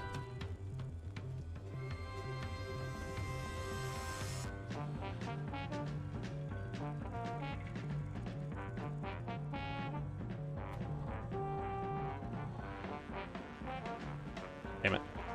I thought I could clip. For some reason, if you touch a ledge while you have reverse gravity, you'll actually stick to it. I don't know why.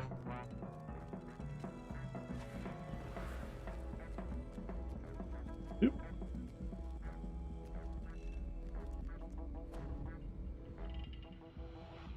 Zoom!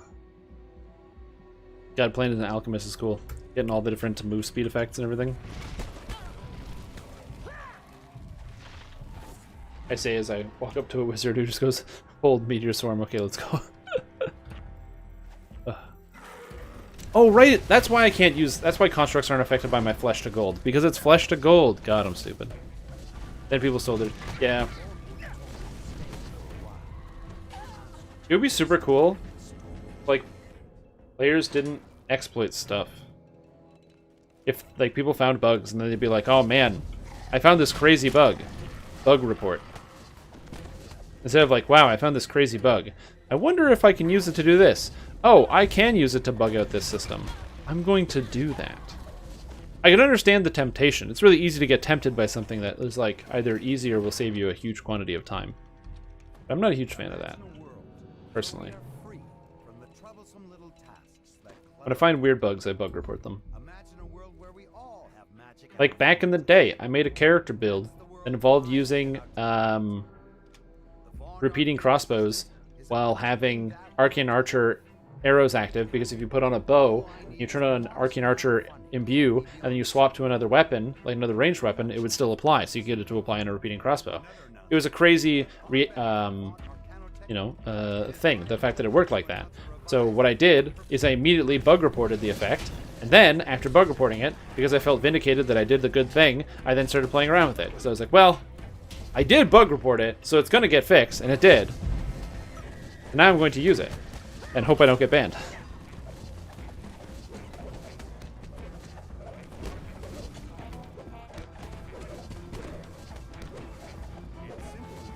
This was 2016, though. Long time ago.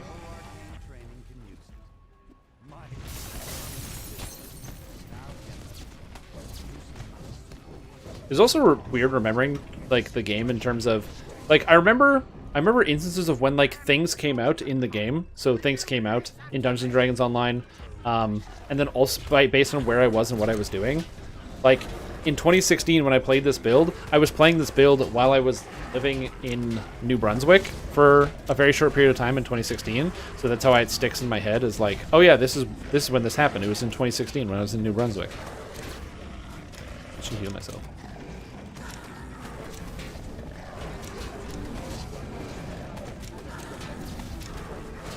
Kill this son of a bitch.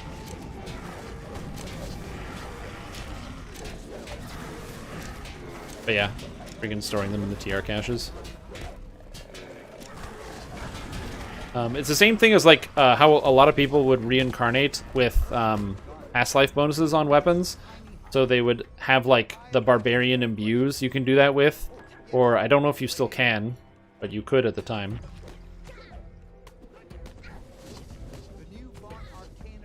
Tell me when. Are you able to drop a dim door? Dim door if you can. Just go back to the start, everybody. Done. Okay. What's going on? Lucian Vaughn crumples with a cry of anguish. Well, that dim door's gone. And away we go! Oh. Yeah, we'll make it out. Got move speed! This guy's fighting this troll. We'll be there in a very short period of time.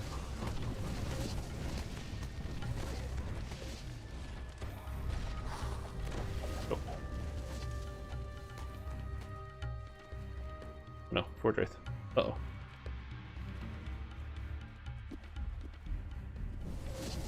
What's the thing that gets you allowed into will saves? You only get to take it on alchemist bonus levels because it's an alchemist bonus feat.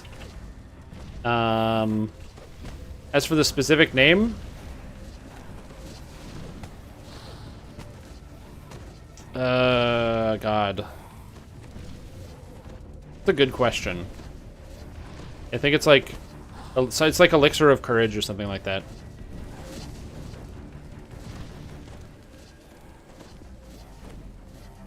Hold on, you log. Oh, yeah, there's that. No, one of the imbues from... Get away from me, I have evasion. One of the imbues from Occult Slayer works. I'm going to try to find it. It shouldn't, but it really does. It's kind of funny. It's kind of cool to play around with. Get bored. Barbarian, Occult Slayer. I think it's Vampiric Bond. Yeah. So if you're playing as a Barbarian in Occult Slayer, and you have Vampiric Bond, and you have your weapon, if you have it in your main hand, and then you reincarnate with the weapon in your main hand, it will then go into your TR cache, and it'll keep Vampiric Bond forever. Liquid Courage, there you go.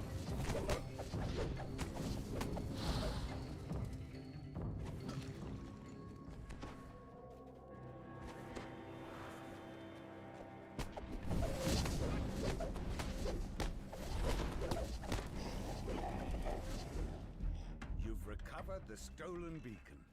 Now, to return the artifact to Stormreach, where it will once again guard the city it had protected for thousands of years. Time to take back the ship.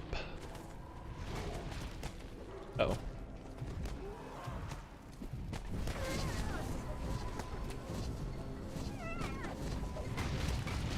Get rid of all these guys.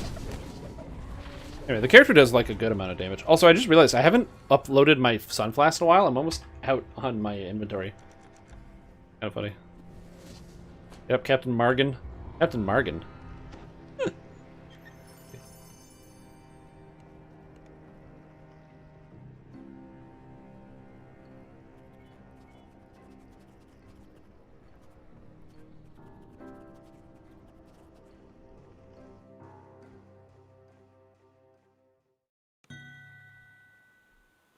Right, now we pick up our quest reward.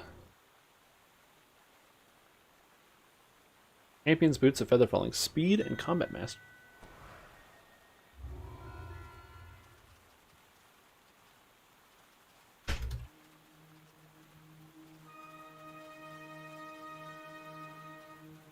Yep.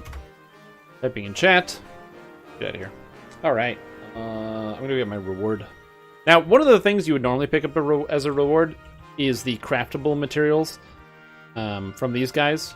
You get your sagas.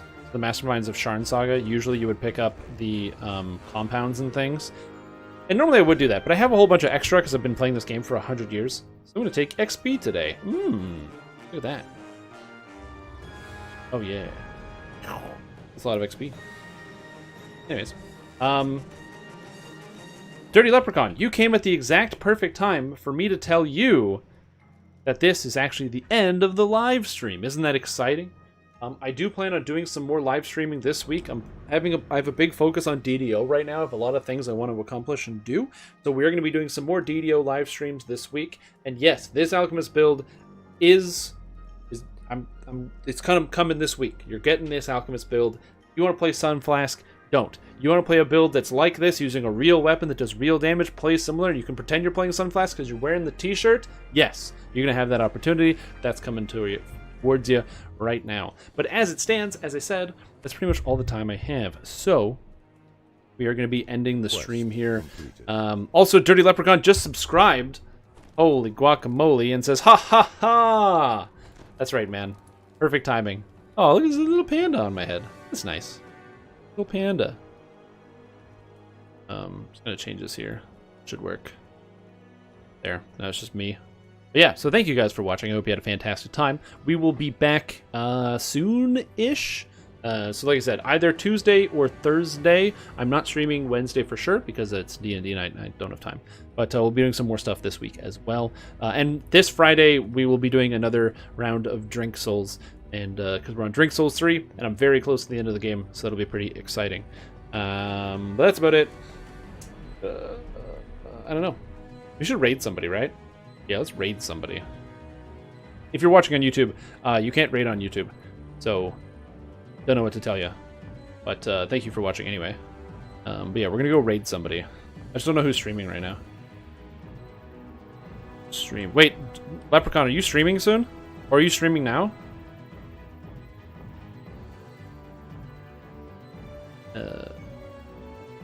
Which... All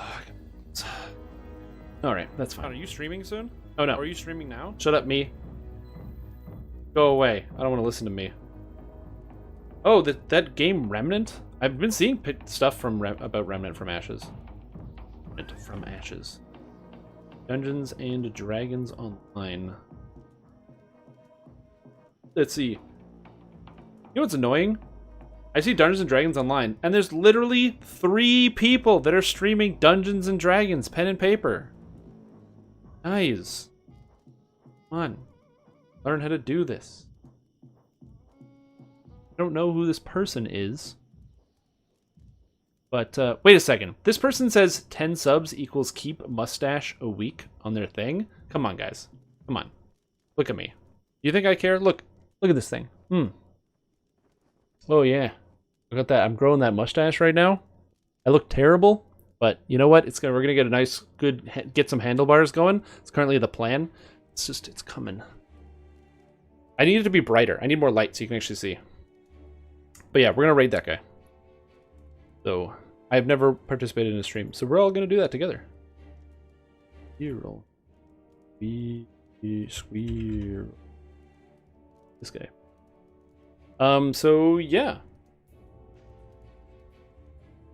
Yeah, thank you guys for watching. Hope you had a good time. I mean, I'm doing pretty good. What to do and eat and stuff. So, yeah. Anyways, thank you guys for watching. Hope you had a super time. And I will catch you next time, which will be later this week at an undetermined time.